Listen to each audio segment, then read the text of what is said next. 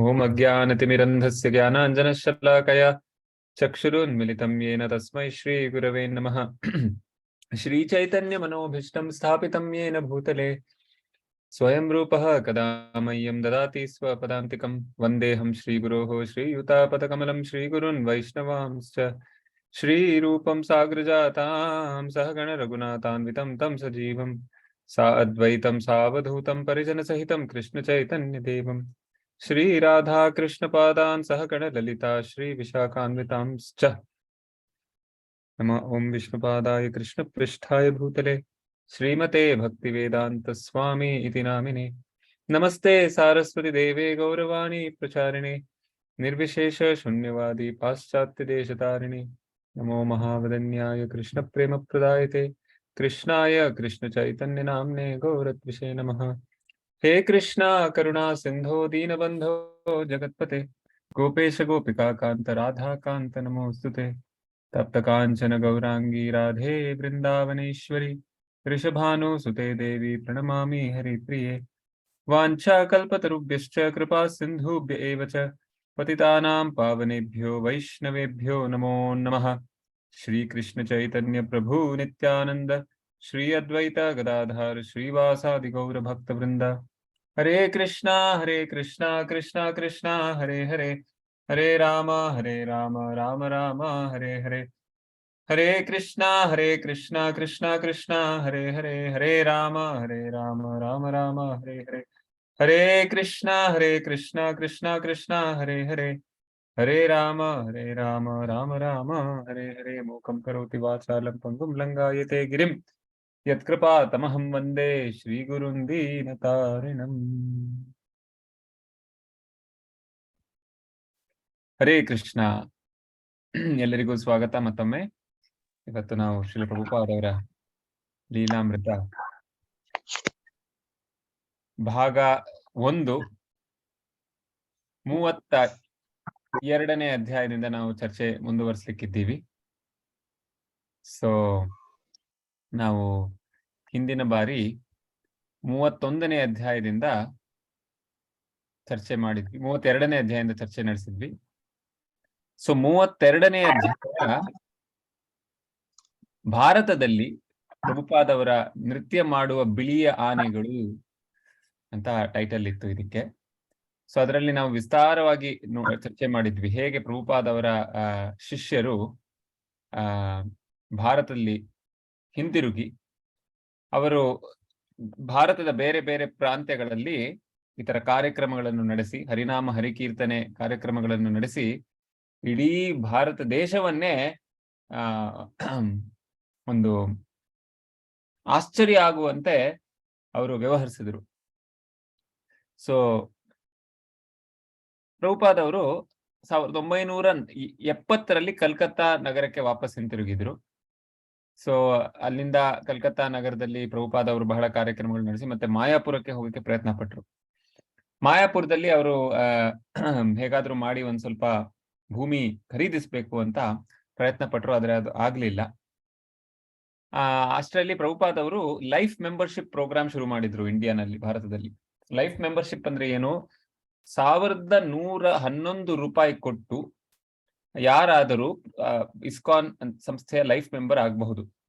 ಆ life member ಆದ್ರೆ ಏನೇನ್ ಸಿಗುತ್ತೆ ಅವ್ರಿಗೆ ಪ್ರಭುಪಾದವರ ಪುಸ್ತಕಗಳು, ಅಲ್ಲಿ ತನಕ ಪ್ರಕಟವಾಗಿದ್ದ ಎಲ್ಲಾ ಪುಸ್ತಕಗಳ ಕಾಪಿಗಳು ಸಿಗ್ತಾ ಇತ್ತು. ಅದ್ರ ಜೊತೆಗೆ ಅವರಿಗೆ ಇಸ್ಕಾನ್ ಸಂಸ್ಥೆ ಎಲ್ಲೆಲ್ಲಿ ಕೇಂದ್ರಗಳಿತ್ತು ಅಲ್ಲೆಲ್ಲ ಅವರಿಗೆ ಉಳ್ಕೊಳ್ಳಿಕ್ಕೆ ಅವಕಾಶ, ಫ್ರೀ ಅಕಾಮಿಡೇಷನ್ ಸಿಗ್ತಾ ಇತ್ತು. ಸೊ ಎಷ್ಟೋ ಜನ ಈ ತರ ಇದನ್ನು ಕೇಳಿ ಪ್ರಭುಪಾದವರ ಈ ಲೀಲಾಮೃತ ಪ್ರಭುಪಾದವರ ಲೈಫ್ ಮೆಂಬರ್ಶಿಪ್ ಕಾರ್ಯಕ್ರಮದ ಬಗ್ಗೆ, ಆಯೋಜನೆ ಬಗ್ಗೆ ಕೇಳಿ ಲೈಫ್ ಮೆಂಬರ್ಶಿಪ್ಸ್ ಆಗ್ತಾ ಇದ್ರು ಎಲ್ಲರೂ ಕೂಡ, ಎಷ್ಟೋ ಜನ. ಎನಿವೆ ಅಷ್ಟರಲ್ಲಿ ಮತ್ತೆ ಪ್ರಭುಪಾದವರು ಬಾಂಬೆಗೆ ಹೋದ್ರು. ನಾವು ಹಿಂದಿನ ಬಾರಿ ಚರ್ಚೆ ಮಾಡಿದ್ವಿ ಹೇಗೆ ಬಾಂಬೆಯಲ್ಲಿ ಪ್ರಭುಪಾದವ್ರಿಗೆ ಮಿಸ್ಟರ್ ಸೆಕ್ಸಾರಿಯಾ ಅಂತ ಅವರ ಸೆಕ್ಸಾರಿಯಾ ಅವರ ಮನೆಯಲ್ಲಿ ಪ್ರಭುಪಾದವರು ಇದ್ರು.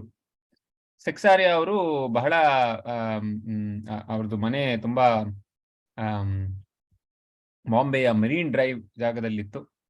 ಸೊ ಬಹಳ ಹಲವಾರು ಪ್ರಸಿದ್ಧ ಜನರು ಸಮಾಜದ ಪ್ರಾಮುಖ್ಯ ಜನರು ಬಂದು ಪ್ರಭುಪಾದವನ್ನು ಭೇಟಿ ಆಗ್ಲಿಕ್ಕೆ ಅವ್ರ ಮನೆಗೆ ಬಂದಿದ್ರು. ಸೊ ಪ್ರಭುಪಾದ ಹೇಳ್ತಿದ್ರು, ಬಾಂಬೆ ಅಂದ್ರೆ ಗೇಟ್ ವೇ ಆಫ್ ಇಂಡಿಯಾ, ಇದು ಭಾರತಕ್ಕೆ ಒಂದು ಗೇಟ್ ವೇ ಇದ್ದ ಹಾಗೆ. ಸೊ ಅದರಿಂದ ಈ ಒಂದು ನಗರದಲ್ಲಿ ನಾವು ಪ್ರಚಾರವನ್ನು ಮುಂದುವರಿಸಬೇಕು. ಸೊ ಇದರಲ್ಲಿ ಕಲ್ಕತ್ತಾ ತರ ನ್ಯಾಕ್ಸಲೈಟ್ ಟೆರರಿಸಂ ಇಲ್ಲ, ದಿಲ್ಲಿ ತರ ಏನ್ ಹೇಳುದು ಒಂದು ರಾಜಕೀಯ ಒಂದು ವಾತಾವರಣ ಇಲ್ಲ. ಆದ್ರಿಂದ ಈ ಒಂದು ಬಾಂಬೆ ನಗರದಲ್ಲಿ ನಾವು ಪ್ರಚಾರವನ್ನು ಮುಂದುವರಿಸಬೇಕು. ಬಹಳ ಜನ ವ್ಯಾಪಾರಿಗಳಿದ್ದಾರೆ ಇಲ್ಲಿ, ಮತ್ತೆ ಬಹಳ ಜನ ಪುಣ್ಯವಂತರು ಇದ್ದಾರೆ. ಸೊ ಅದರಿಂದ ಈ ಜಾಗದಲ್ಲಿ ನಾವು ಪ್ರಚಾರ ಮುಂದುವರಿಸಬಹುದು ಅಂತ ಪ್ರಭುಪಾದರು ಹೇಳ್ತಾ ಇದ್ರು. ಎನಿವೇ, ಸೊ ಮತ್ತೆ ಅಲ್ಲಿ ಬಾಂಬೆನಲ್ಲಿ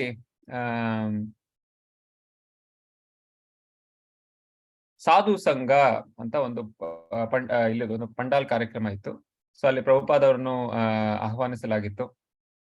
ಸೊ ಅಲ್ಲಿ ಪ್ರಭುಪಾದವರು ಹೋಗಿ ಕೀರ್ತನೆ ಅವರ ಶಿಷ್ಯರ ಜೊತೆ ಕೀರ್ತನೆ ಮಾಡಿದ್ರು. ಮತ್ತೆ ಟೈಮ್ಸ್ ಆಫ್ ಇಂಡಿಯಾ ಮತ್ತೆ ಬೇರೆ ಬೇರೆ ಪತ್ರಿಕೆಗಳಲ್ಲಿ ಆರ್ಟಿಕಲ್ಸ್ ಬಂತು, ಈ ತರ ಪ್ರಭುಪಾದವರ ಶಿಷ್ಯರು, ಈ ತರ ಅಮೆರಿಕನ್ ಶಿಷ್ಯರು ಭಾರತಕ್ಕೆ ಹಿಂತಿರುಗಿ ನಮ್ಮ ಸಂಸ್ಕೃತಿ, ನಮ್ಮ ಈ ಒಂದು ಧರ್ಮವನ್ನು ಅವರು ಅವಲಂಬಿಸಿದ್ದಾರೆ. ಇದು ಎಂಥ ಒಂದು ದೊಡ್ಡ ಒಂದು ಬದಲಾವಣೆ. ಇಲ್ಲಿ ತನಕ ಅವರು ಬರೀ ನಮ್ಮನ್ನು ಶೋಧಿಸ್ತಾ ಇದ್ರು. ನಮ್ಮ ಬ್ರಿಟಿಷ್ ಅವರು ಬಂದರು, ಭಾರತದ ಆಡಳಿತದಲ್ಲಿ ಎಷ್ಟು ಲೂಟಿ ಮಾಡಿದ್ರು ನಮ್ಮನ್ನು. ಆದ್ರೆ ಕೊನೆಗೂ ಈಗ ಒಂದು ಸಮಯ ಬಂದಿದೆ, ಅವರೇ ನಮ್ಮ ಸಂಸ್ಕೃತಿಯನ್ನು, ನಮ್ಮ ಈ ಒಂದು ಧರ್ಮವನ್ನು ಅವರೇ ಒಪ್ಕೋತಾ ಇದಾರಲ್ಲ ಅಂತ ಬಹಳ ಆಶ್ಚರ್ಯವನ್ನು ವ್ಯಕ್ತಪಡಿಸ್ತಾರೆ ಈ ನ್ಯೂಸ್ ಪೇಪರ್ ನಲ್ಲಿ.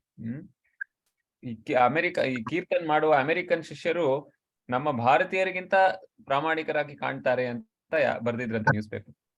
ಎನಿವೇ, ಸೊ ಈ ತರ ಮತ್ತೆ ಮುಂದಿನ ದಿನಾನು ಏನಾಯ್ತು, ಪ್ರಭುಪಾದವರು ಈ ರೀತಿಯಲ್ಲಿ ಕೀರ್ತನೆಯನ್ನು ಮಾಡಿ, ಸಾರಿ, ಎಲ್ಲ ಈ ಮಾಯಾವಾದಿಗಳು ಪ್ರವಚನೆ ಕೊಟ್ಟ ಮೇಲೆ, ಅವರ ಪ್ರವಚನೆ ಮುಗಿದ ಮೇಲೆ ಪ್ರಭುಪಾದವರು ಕೀರ್ತನೆಯನ್ನು ಮಾಡಿಸಿದ್ರು ಅವರ ಶಿಷ್ಯರಿಂದ. ಸೊ ಆ ಕೀರ್ತನೆ ಎಷ್ಟು ಒಂದು ಬದಲಾವಣೆ ಆಯ್ತು ಅಂದ್ರೆ, ಅಲ್ಲಿ ಕೂತಿದ ಜನರಿಗೆ ಎಲ್ಲರೂ ಕೂಡ ಭಾಗವಹಿಸಿದ್ರು. ಅದರಲ್ಲಿ ಪೊಲೀಸ್ ಅವರು ಕೂಡ ಭಾಗವಹಿಸಿದ್ರಂತೆ ನೃತ್ಯ ಮಾಡ್ತಾ ಕೀರ್ತನದಲ್ಲಿ. ಯಾಕಂದ್ರೆ ಈ ಮಾಯಾವಾದಿಗಳ ಒಂದು ಒಣ ಸಿದ್ಧಾಂತವನ್ನು ಕೇಳಿ ಅವ್ರಿಗೆ ಸಾಕಾಗಿತ್ತು ಎಲ್ಲರಿಗೂ, ಯಾರಿಗೆ ಏನ್ ಅರ್ಥ ಆಗುತ್ತೆ ಅದು. ಆದ್ರೆ ಕೀರ್ತನೆಯಲ್ಲಿ ಎಲ್ಲರೂ ಕೂಡ ಭಾಗವಹಿಸಬಹುದು, ಅಷ್ಟು ಸುಲಭವಾದ ಮಾರ್ಗ ಅದು. ಸೊ ಮತ್ತೆ ಪ್ರಭುಪಾದ ಹಿಂದಿಯಲ್ಲಿ ಮಾತಾಡಿ ಕೀರ್ತನೆ ಆದ್ಮೇಲೆ ಪ್ರಭುಪಾದ ಹೇಳ್ತಾರೆ, ನಾನು ಏನ್ ಹೇಳ್ಬೇಕು, ನಾನೇನು ಹೇಳುವ ಅವಶ್ಯಕತೆನೇ ಇಲ್ಲ, ಈಗ ನೀವು ನೋಡಿದೀರಾ ಈ ಕೀರ್ತನೆಯ ಪ್ರಭಾವ, ಇದೇ ನಮ್ಮ ಪ್ರಚಾರ. ಸೊ ಇಷ್ಟೆಲ್ಲ ಮಾತಾಡ್ತೀವಿ, ಸದಾಚಾರ ಬೇಕು, ಅದು ಬೇಕು, ಇದು ಬೇಕು ಅಂತ. ಆದ್ರೆ ಕಲಿಯುಗದಲ್ಲಿ ಒಂದೇ ಸದಾಚಾರ ಇರೋದು, ಏನದು? ಕಲೆಯರ್ ದೋಷ ನಿಧೇರಾಜನಸ್ತಿ ಏಕ ಮಹಾನ್ ಗುಣ ಕೀರ್ತನಾದೇವ ಕೃಷ್ಣಸ್ಯ ಮುಕ್ತ ಸಂಗಂ ಬ್ರಹ್ಮಜೇತ್. ಸೊ ಈ ಕಲಿಯುಗದ ದೋಷದ ಸಾಗರದಲ್ಲಿ ಒಂದೇ ಒಂದು ಮುಖ್ಯ ಗುಣ ಇರೋದು, ಏನದು? ಕೀರ್ತನಾದೇವ ಕೃಷ್ಣಸ್ಯ ಮುಕ್ತ ಸಂಗ ಬ್ರಹ್ಮಜೇತ್. ಸೊ ಆ ಕೃಷ್ಣ ಕೀರ್ತನವೇ ನಿಜವಾದ ಶಕ್ತಿ ಈ ಕಲಿಯುಗದಲ್ಲಿ, ಅದರಿಂದ ನೀವು ಅದನ್ನು ಒಪ್ಕೊಳ್ಳಿ ಅಂತ ಪ್ರಭುಪಾದ. ಸೊ ಅವಾಗ ತಾನೇ ನೋಡಿದ್ ಉದಾಹರಣೆಯನ್ನು ನೋಡಿದ್ರು ಕಣ್ಣಾರೆ ಎಲ್ರು. ಸೊ ಅದರಿಂದ ಅವ್ರಿಗೆ ಸಾಕ್ಷಾತ್ ಪ್ರಭುಪಾದವರು ಹೇಳಿದ ಮಾತಿನ ಅನುಭವ ಆಗಿತ್ತು ಅವ್ರಿಗೆ. ಪ್ರಭುಪಾದರು ಹೇಳ್ತಾರೆ, ಜಗಾಯಿ ಮದಾಯಿಯನ್ನು ಚೈತನ್ಯ ಮಹಾಪ್ರಭು 500 ವರ್ಷ ಹಿಂದೆ ಮುಕ್ತಗೊಳಿಸಿದ್ರು. ಜಗಾಯಿ ಮದಾಯಿಯನ್ನು ರಕ್ಷಿಸಿದ್ರು ಚೈತನ್ಯ ಮಹಾಪ್ರಭು. ಇವಾಗ ಎಲ್ರೂ ಕೂಡ ಜಗಾಯಿ ಮದಾಯಿ ಆಗಿದ್ದಾರೆ. ಸೊ ಅದರಿಂದ ಈ ನಮ್ಮ ಹರೇ ಕೃಷ್ಣ ಚಳುವಳಿ ಜಗಾಯಿ ಮದಾಯಿಗಳ ರಕ್ಷಣೆಯನ್ನು ಮಾಡ್ತಾ ಇದ್ದೀವಿ ನಾವು. ಈ ನೋಡಿ, ಯುರೋಪಿಯನ್ ಅಮೆರಿಕನ್ಸ್ ಇವರೆಲ್ಲ ಏನೇನೆಲ್ಲ ಮಾಡ್ತಿದ್ರು, ಮಾಂಸಾಹಾರದಿಂದ ಹಿಡಿದು ಸ್ತ್ರೀ ಸಂಘ, ಪುರುಷ ಸಂಘ ಮಾಡ್ತಾರೆ, ಎಲ್ಲ ಅಭ್ಯಾಸಗಳು, ದುರಭ್ಯಾಸಗಳು ಅವರಲ್ಲಿ. ಆದ್ರೂ ಕೂಡ ಎಲ್ಲವನ್ನು ಬಿಟ್ಟು ಈಗ ಅವರು ಹರೇ ಕೃಷ್ಣ ಮಂತ್ರವನ್ನು ಅವಲಂಬಿಸಿದ್ದಾರೆ. ಸದಾಚಾರ ಹಾಗೆ ಬಂದಿದೆ, ಸದಾಚಾರದ ಬಗ್ಗೆ ಮಾತಾಡದೇನೆ ಇಷ್ಟೆಲ್ಲ ಬಂದಿದೆ. ಯಾಕೆ? ಹರೇ ಕೃಷ್ಣ ಮಂತ್ರದ ಪ್ರಭಾವದಿಂದ ಅಂತ ಪ್ರಭುಪಾದವರು ಹೇಳ್ತಾರೆ. ಎನಿವೆ, ಸೊ ಎಲ್ರು ಜೋರಾಗಿ ಚಪ್ಪಾಳೆ ತಟ್ಟಿದ್ರಂತೆ. ಮಾಯಾವಾದಿಗಳಿಗೆ ಎಷ್ಟು ತಟ್ಲಿಲ್ವೋ ಅದಕ್ಕಿಂತ ಬಹಳ ಹೆಚ್ಚು ಪ್ರಭುಪಾದವ್ರಿಗೆ ತಟ್ಟಿದ್ರಂತೆ. ಅದಾದ್ಮೇಲೆ ತುಂಬಾ ಜನ ಪ್ರಭುಪಾದವ್ರಿಗೆ ಮನೆ ಕರೆಯಕ್ಕೆ ಶುರು ಮಾಡಿದ್ರಂತೆ. ಯಾಕಂದ್ರೆ ಎಲ್ಲಾ ನ್ಯೂಸ್ ಪೇಪರ್ಗಳಲ್ಲಿ ಎಲ್ಲಾ ಕಡೆ ಅವರ ಬಗ್ಗೆ ತುಂಬಾ ಈ ತರ ಮಾತು ಹರಡಿದ್ಮೇಲೆ ಪ್ರಭುಪಾದವರು ಬೇರೆ ಬೇರೆ ಈ ತರ ಜಾಗಗಳಿಗೆ ಹೋಗಿ ಬೇರೆ ಬೇರೆ ಜನರ ಈ ಒಂದು ಆಹ್ವಾನಿಕೆಯನ್ನು ಅವರು ಒಪ್ಕೊಂಡು ಹೋಗಿ ಪ್ರಸಾದ ಸ್ವೀಕರಿಸಿ ಕೃಷ್ಣ ಕೀರ್ತನ ಮಾಡಿ ಹರಿಕತೆ ಮಾಡಿ ಬರ್ತಾ ಇದ್ರು ವಾಪಸ್ಸು. ಕೊನೆಗೆ ಅಲ್ಲಿಂದ ಬಾಂಬೆಯಿಂದ ಅಮೃತ್ಸರ್ಗೆ ಹೋಗ್ತಾರೆ ಪ್ರಭುಪಾದರು. ಇಲ್ಲಿ ನಾವು ನಮ್ಮ ಹಿಂದಿನ ವಾರದ ಚರ್ಚೆಯನ್ನು ಇಲ್ಲೇ ಮುಗಿಸಿದ್ವಿ ನಾವು. ಸೊ ಅಮೃತ್ಸರ್ ನಗರದಲ್ಲಿ 1970ರಲ್ಲಿ ಪ್ರಭುಪಾದವರು ಟ್ರೈನ್ ಅಲ್ಲಿ ಪ್ರಯಾಣ ಮಾಡ್ಕೊಂಡು ಹೋದ್ರು ಬಾಂಬೆಯಿಂದ. ಸೊ ಅಲ್ಲಿ ಟ್ರೈನ್ ಅಲ್ಲಿ ಮಧ್ಯದಲ್ಲಿ ಒಂದು ಕುರುಕ್ಷೇತ್ರ ಸ್ಟೇಷನ್ ಬರುತ್ತೆ. ಸೊ ಪ್ರಭುಪಾದರು ಹೇಳಿದ್ರು, ನೋಡಿ ಇಲ್ಲಿ 5000 ವರ್ಷ ಹಿಂದೆ ಶ್ರೀಕೃಷ್ಣ ಇಲ್ಲೇ ಕುರುಕ್ಷೇತ್ರ ರಣಭೂಮಿಯಲ್ಲಿ ಭಗವದ್ಗೀತೆಯನ್ನು ಅರ್ಜುನನಿಗೆ ಶಿಕ್ಷಣೆ ಮಾಡಿದ್ದು. ಆದ್ರೂ ಜನ ಹೇಳ್ತಾರಲ್ಲ, ಈ ಕುರುಕ್ಷೇತ್ರ ಅಂತ ಜಾಗ ಇಲ್ವೇ ಇಲ್ಲ, ಅದೆಲ್ಲ ಒಂದು ಕಾಲ್ಪನಿಕ ಒಂದು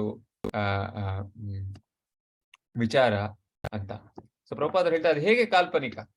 ಮತ್ತೆ ಪ್ರಭುಪಾದರು ಹೇಳ್ತಾರೆ, ಜನ ಹೇಳ್ತಾರೆ ಈ ಕುರುಕ್ಷೇತ್ರ ನಮ್ಮ ಶರೀರಕ್ಕೆ ಸಮಾನ, ಮತ್ತೆ ಪಾಂಡವರು ನಮ್ಮ ಪಂಚ ಜ್ಞಾನೇಂದ್ರಿಯಕ್ಕೆ ಸಮಾನ ಅಂತ.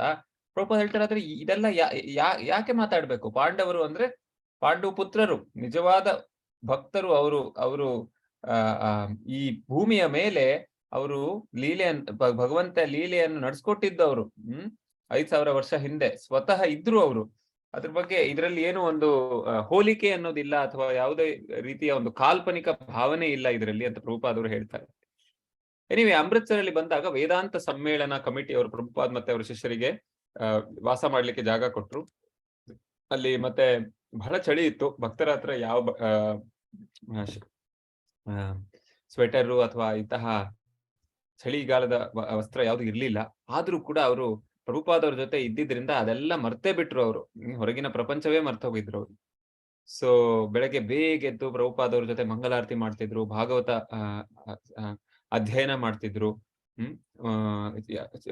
ಇದ್ದಿದ್ದೇನು ಒಂದು 10 ಜನ ಇದ್ರು ಅಷ್ಟೇ ಪ್ರಭುಪಾದವ್ರನ್ನ ಸೇರಿಸಿ. ಆದ್ರೂ ಅವ್ರಿಗೆ ಬಹಳ ಯಾವುದೇ ಹೆಚ್ಚು ಸೌಲಭ್ಯಗಳು ಇಲ್ದಿದ್ರು ಕೂಡ ಬಹಳ ಅವರು ಆನಂದದಲ್ಲಿದ್ರು. ನೋಡಿ, ಇದು ನಮ್ಮ ಏನ್ ಹೇಳ್ಬೋದು, ನಾವು ನಮ್ಮ ಮನಸ್ಸು ಸಂತುಷ್ಟವಾಗಿದ್ದರೆ ನಮ್ಗೆ ಈ ಹೊರಗಿನ ಪ್ರಪಂಚದ ಸೌಲಭ್ಯಗಳು ಅಥವಾ ಈ ಬಹಿರ್ ಅಂತ ಹೇಳ್ತೀವಲ್ಲ ನಾವು, ನಮ್ಮ ಬಾಹ್ಯ ಸೌಲಭ್ಯಗಳು, ಬಾಹ್ಯ ರೂಪದ ಸೌಲಭ್ಯಗಳು ನಮ್ಮ ದೇಹಕ್ಕೆ ಅಥವಾ ನಮ್ಮ ಕಾರ್ ಬೇಕು, ನಮ್ಗೆ ಬಿಲ್ಡಿಂಗ್ ಬೇಕು, ನಮಗೆ ಇದು ಬೇಕು, ಅದು ಬೇಕು, ಅವೆಲ್ಲ ಕಮ್ಮಿ ಆಗ್ತಾ ಹೋಗುತ್ತೆ. ಯಾವ ಮಟ್ಟಕ್ಕೆ ನಾವು ಕೃಷ್ಣನಲ್ಲಿ ಸಂತುಷ್ಟರಾಗಿರ್ತೀವೋ ಆ ಮಟ್ಟಕ್ಕೆ ನಮಗೆ ಈ ಸೌಲಭ್ಯಗಳ ಅಗತ್ಯ ಕಾಣಿಸೋದಿಲ್ಲ. ಎನಿವೆ, ಸೊ ಈ ರೀತಿಯಲ್ಲಿ ಪ್ರಭುಪಾದವರು ವೇದಾಂತ ಸಮ್ಮೇಳನ ದಲ್ಲಿ ಅವರು ಮಾತಾಡಿದ್ರು, ಹಿಂದಿಯಲ್ಲಿ ಮಾತಾಡಿದ್ರು. ಎಷ್ಟು ಚೆನ್ನಾಗಿ ಮಾತಾಡಿದ್ರಂತೆ ಪ್ರಭುಪಾದು. ಆ ವೇದಾಂತ ಸಮ್ಮೇಳನ ಬಂದು ಕೇಳ್ತಾರಂತೆ ಪ್ರಭುಪಾದವರಿಗೆ, ವಿನಂತಿಸ್ತಾರಂತೆ, ನೀವೇ ಅಧ್ಯಕ್ಷರಾಗಬೇಕು, ನಮ್ಮ ವೇದಾಂತ ಸಮ್ಮೇಳನ ಅಧ್ಯಕ್ಷರಾಗಬೇಕು ಅಂತ.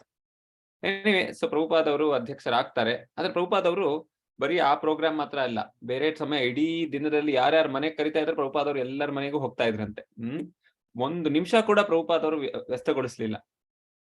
ಅವ್ರ ರೂಮಲ್ಲಿ ಇದ್ದಾಗ ಆ ಸಮ್ಮೇಳನದಲ್ಲೂ ಕೂಡ ಕಾನ್ಸ್ಟೆಂಟ್ ಆಗಿ ಒಂದಾದ್ಮೇಲೆ ಒಂದು ಯಾರಾದ್ರೂ ಅತಿಥಿಗಳು ಬರ್ತಾ ಇದ್ರಂತೆ. ಸ್ವಾಮೀಜಿ ನಮ್ಗೆ ಆಶೀರ್ವಾದ ಕೊಡಿ, ಸ್ವಾಮೀಜಿ ನಮ್ಗೆ ನಮ್ಮ ಮನೆಗ್ ಬನ್ನಿ, ಏನಾದ್ರು ಈ ತರ ಯಾರಾದ್ರೂ ಬರ್ತಾನೆ ಇದ್ರಂತೆ. ಸೊ ಎಷ್ಟೋ ಜನ ಹಿಂದೂ ಪರಿವಾರದವರು ಈ ತರ ಬಂದು ಕರಿತಾ ಇದ್ರು, ಬನ್ನಿ ನಮ್ಮ ಮನೆಗೆ ಅಂತ. ಸೊ ಪ್ರಭುಪಾದವರು ಹೋಗ್ತಾ ಇದ್ರಂತೆ. ಒಂದ್ ದಿನಕ್ಕೆ 8 ಮನೆಗಳಿಗೆ ಹೋಗ್ತಾ ಇದ್ರಂತೆ ನೋಡಿ. ಸೊ ಪ್ರಭುಪಾದವರು ಬಹಳ ನಿಪುಣತೆಯಿಂದ ಕಾರಲ್ಲಿ ಕೂತ್ಕೊಳ್ಳೋದು, ಹೋಗೋದು, ಪ್ರವಚನ ಮಾಡೋದು, ಕೀರ್ತನೆ ಮಾಡೋದು, ಒಂದ್ ಸ್ವಲ್ಪ ಪ್ರಸಾದ ಸ್ವೀಕರಿಸೋದು ಅವ್ರ ಮನೆಯಲ್ಲಿ, ಮತ್ತೆ ಮುಂದಿನ ಜಾಗಕ್ಕೆ ಹೋಗೋದು. ಸೊ ಪ್ರಭುಪಾದವರು ಎಷ್ಟು ತೀವ್ರತೆಯಿಂದ ನಡೆಸ್ತಾ ಇದ್ರು ಅಂದ್ರೆ ಅವರ ಶಿಷ್ಯರು, ಯುವಕ ಶಿಷ್ಯರಿಗೆ ಅಷ್ಟು ಸ್ಪೀಡಲ್ಲಿ ಹೋಗಕ್ಕಾಗ್ಲಿಲ್ವಂತೆ. ಅವ್ರಿಗೆ ಇಷ್ಟು ಅಂದ್ರೆ ಅವ್ರಿಗೆ ಆಯಾಸ ಆಗ್ತಿತ್ತು, ಪ್ರಭುಪಾದವ್ರಿಗೆ ಆಯಾಸ ಆಗ್ಲಿಲ್ಲ. ಪ್ರಭುಪಾದವ್ರ ವಯಸ್ಸು 72 ಆಗಿತ್ತು, ಅವಾಗ 75 ಆಗಿತ್ತು. ಎನಿವೆ, ಸೊ ಎಷ್ಟೋ ಜನ ಈ ತರ ಲೇಟ್ ಆಗ್ತಾ ಇತ್ತಂತೆ ಅವ್ರಿಗೆ. ಪ್ರಭುಪಾದವ್ರ ಜೊತೆ ಪ್ರಭುಪಾದಷ್ಟು ಒಂದು ಪ್ರಭುಪಾದವರ ಗತಿ ಮ್ಯಾಚ್ ಮಾಡ್ಲಿಕ್ಕೆ ಅವ್ರಿಗೆ ಆಗ್ಲಿಲ್ಲ. ಸೊ ಅವ್ರು ಹಿಂದೆ ಉಳಿದೋಗ್ತಾ ಇದ್ರು. ಮತ್ತೆ ರಿಕ್ಷಾ ತಗೊಂಡು ಹೇಗಾದ್ರೂ ಮಾಡಿ ಮುಂದಿನ ಮನೆಗೆ ಹೋಗೋಷ್ಟೊತ್ತಲ್ಲ ಆಲ್ರೆಡಿ ಪ್ರಭುಪಾದವ್ರ ಪ್ರಸಾದ ಸ್ವೀಕರಿಸ್ತಾ ಇದ್ರು. ಸೊ ಅವರು ಈ ರೀತಿಯಲ್ಲಿ ಹೇಗಾದ್ರೂ ಮಾಡಿ ಪ್ರಭುಪಾದವರನ್ನು ಹಿಡಿಲಿಕ್ಕೆ ಅವ್ರಿಗೆ ಬಹಳ ಒಂದು ಸಮಸ್ಯೆ ಆಗೋಗಿತ್ತು. ಸೊ ಎನಿವೆ, ಸೊ ಪ್ರಭುಪಾದವ್ರಿಗೆ ಆದ್ರೂ ಒಂದ್ ಚೂರು ಕೂಡ ಸುಸ್ತಾಗ್ಲಿಲ್ಲ. ಎಲ್ಲಿ ಹೋದ್ರು ಅವರು ನಿಪುಣತೆಯಿಂದ ಸ್ವಲ್ಪ ಪ್ರಸಾದ ಸ್ವೀಕರಿಸೋರು. ಆದ್ರೆ ಇವರ ಶಿಷ್ಯರಿಗೆ ಬಹಳ ಕಷ್ಟ ಆಗ್ತಿತ್ತು.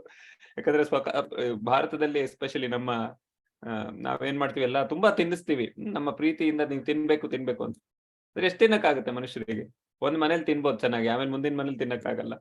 ಸೊ ಅದಕ್ಕೆ ಅವರು ಶಿಷ್ಯರಿಗೆ ಗೊತ್ತಾಗ್ಲಿಲ್ಲ ಹೇಗೆ ಸ್ವಲ್ಪ ತಗೊಂಡು ಅವರ ಆತಿಥ್ಯ ಭಾವನೆಯನ್ನು ನಾವು ಒಪ್ಕೋಬೇಕು, ಆದ್ರೆ ಪ್ರಸಾದ ಸ್ವೀಕರಿಸ್ಲಿಕ್ಕೆ ಆಗೋದಿಲ್ಲ ಅಷ್ಟು. ಸೊ ಆದ್ರೆ ಅವ್ರಿಗೆ ಗೊತ್ತಿರ್ಲಿಲ್ಲ, ಅದು ಪ್ರಭುಪಾದರು ನೋಡಿ ಅವ್ರು ಕಲ್ತರು ಹೇಗ್ ಮಾಡ್ಬೇಕು ಅಂತ. ಎನಿವೆ ಅದಾದ್ಮೇಲೆ ಬಲದೇವ್ ಇಂದ್ರಾ ಸಿಂಗ್ ಒಬ್ಬ ಪಂಜಾಬಿ ಕ್ಷತ್ರಿಯ ಮನೆಯವರಿಗೆ ಪ್ರಭುಪಾದವ್ರನ್ನ ಆಹ್ವಾನಿಸಲಾಗಿತ್ತು. ಪ್ರಭುಪಾದರು ಹೋದ್ರು. ಅಲ್ಲಿ ಒಂದು ದೊಡ್ಡ ಹುಲಿಯ ಒಂದು ಇದಿತ್ತು ಮುಖ, ಸ್ಟಫ್ಡ್ ಹೆಡ್ ಅಂತ ಹೇಳ್ತೀವಲ್ಲ ನಾವು, ಆ ಹುಲಿಯ ಮುಖ ಮೇಲೆ ಹಾಕಿದ್ರು ಗೋಡೆ ಮೇಲೆ. ಸೊ ಪ್ರಭುಪಾದ ಕೇಳ್ತಾರೆ, ನೀನಾ ಕೊಂದಿದ್ದಿದ್ದನ್ನ ಅಂತ. ಸೊ ನಿಜವಾದ ಹುಲಿಯ ಮುಖ. ಸೊ ಅವ್ನು ಹೇಳ್ತಾನೆ, ಹೌದು ನಾನೇ ಕೊಂದಿದ್ದೆ ಅಂತ. ಸೊ ಪ್ರಭುಪಾದ ಹೇಳ್ತಾರೆ, ಓ ವೆರಿ ಗುಡ್ ಅಂತ. ಯಾಕಂದ್ರೆ ಕ್ಷತ್ರಿಯರು ಅಂದ್ರೆ ಅವರ ಕರ್ತವ್ಯ ಇದು, ಪ್ರಜೆಯನ್ನು ಇಂತಹ ಪ್ರಾಣಿಗಳಿಂದ, ಅಂದ್ರೆ ಮನುಷ್ಯರನ್ನು ತಿನ್ನುವ ಪ್ರಾಣಿಗಳಿಂದ, ಮನುಷ್ಯರಿಗೆ ಅಪಾಯ ಇರುವಂತ ಅಂತಹ ಪ್ರಾಣಿಗಳನ್ನು ಕ್ಷತ್ರಿಯರು ನಿಯಂತ್ರಣೆಯಲ್ಲಿ ತರಬೇಕು. ಎನಿವೆ ಅದರಿಂದ ಕ್ಷತ್ರಿಯರಿಗೆ ಬೇಟೆ ಮಾಡುವ ಒಂದು ಏನ್ ಹೇಳೋದು ಅವಕಾಶ ಕೂಡ ಇದೆ. ಎನಿವೆ ಸೊ ಈ ರೀತಿಯಲ್ಲಿ ಪ್ರಭುಪಾದವರು ಬಲದೇವ್ ಇಂದ್ರಾ ಸಿಂಗ್ ಅವರ ಮನೆಗೆ ಹೋಗಿ ಏನ್ ಮಾಡ್ತಾರೆ, ಪ್ರಭುಪಾದವರು ಮಾತಾಡ್ಕೊಂಡು ಮತ್ತೆ ಅಲ್ಲಿ ಬಲದೇವ್ ಇಂದ್ರಾ ಸಿಂಗ್ ಹೇಳ್ತಾರೆ, ನಾನು ಹಿಂದಿನ ಜನ್ಮದಲ್ಲಿ ಕೃಷ್ಣನ ವಿರುದ್ಧ ಕುರುಕ್ಷೇತ್ರ ಯುದ್ಧ ಭೂಮಿಯಲ್ಲಿ, ರಣಭೂಮಿಯಲ್ಲಿ ನಾನು ಹೋರಾಡಿದ್ನಂತೆ. ಅದರಿಂದ ನನಗೆ ಬಹಳ ಬೇಸರ ಆಗ್ತಿದೆ. ಕೃಷ್ಣನ ವಿರುದ್ಧ ಯಾಕೆ ಹೋರಾಡಿದ್ದು ನಾನು ಅಂತ. ಪ್ರಭುಪಾದ ಹೇಳ್ತಾರೆ, ಅದು ಸಾಧ್ಯವೇ ಇಲ್ಲ, ಅಸಾಧ್ಯ. ಯಾಕಂದ್ರೆ ಕೃಷ್ಣನ ವಿರುದ್ಧ ಯಾರು ಹೋರಾಡಿದ್ರು ಅವರೆಲ್ಲ ವಾಪಸ್ ಗೋಲೋಕಧಾಮಿಗೆ ಹೋಗಿದ್ದಾರೆ. ಅವರು ಮುಕ್ತರಾಗಿದ್ದಾರೆ. ಕುರುಕ್ಷೇತ್ರ ರಣಭೂಮಿಯಲ್ಲಿ ಯಾರ್ಯಾರಿದ್ರೋ, ಕೌರವರಾಗ್ಲಿ ಪಾಂಡವರಾಗ್ಲಿ ಎಲ್ಲರೂ ಕೂಡ ಮುಕ್ತರಾದ್ರು. ಸೊ ಅದರಿಂದ ನೀ ಅದ್ರ ಬಗ್ಗೆ ಚಿಂತೆ ಮಾಡಬೇಡ ಅಂತ ಪ್ರಭುಪಾದ ಹೇಳ್ತಾರೆ. ಈಗ ನಿನಗೆ ಕೃಷ್ಣ ಸಿಕ್ಕಿದ್ದಾನಲ್ಲ, ನೀನ್ ಕೃಷ್ಣನ ಭಕ್ತ ಅಲ್ಲ ನೀನು, ಅಷ್ಟೇ ಸಾಕು. ಮತ್ತೆ ತಕ್ಷಣ ಪ್ರಭುಪಾದವರು ಇದು ಹೇಳಿದ ತಕ್ಷಣ ಬಹಳ ಖುಷಿ ಆಗ್ತಾರೆ ಮಿಸ್ಟರ್ ಸಿಂಗ್ ಅವರು. ಮತ್ತೆ ಪ್ರಭುಪಾದ ಹೇಳ್ತಾರೆ, ನೀವು ನಮ್ಮ ಲೈಫ್ ಮೆಂಬರ್ ಹಾಕಿ ಅಂತ. ತಕ್ಷಣ ಲೈಫ್ ಮೆಂಬರ್ ಆಗ್ತಾರೆ. ಸಿಂಗ್ ಅವ್ರು ಹೇಳ್ತಾರಂತೆ, ನೀವು ಬರಕ್ ಮುಂಚೆ ನನ್ನ ಮನಸ್ಸಲ್ಲಿ ಸಂದೇಹ ಇತ್ತು, ನೀವು ನಿಜವಾಗ್ಲೂ ಪ್ರಾಮಾಣಿಕ ಸ್ವಾಮಿಗಳಂತ. ಆದ್ರೆ ನಿಮ್ ಜೊತೆ ಮಾತಾಡಿ ನನ್ಗೆ ಈಗ ಅರ್ಥ ಆಗಿದೆ, ನೀವು ಪ್ರಾಮಾಣಿಕರು, ನೀವು ವೇದದಲ್ಲಿ ನೀವು ಪಂಡಿತರು ಅಂತ ಅವ್ರ ಹತ್ರ ಹೇಳ್ತಾರೆ.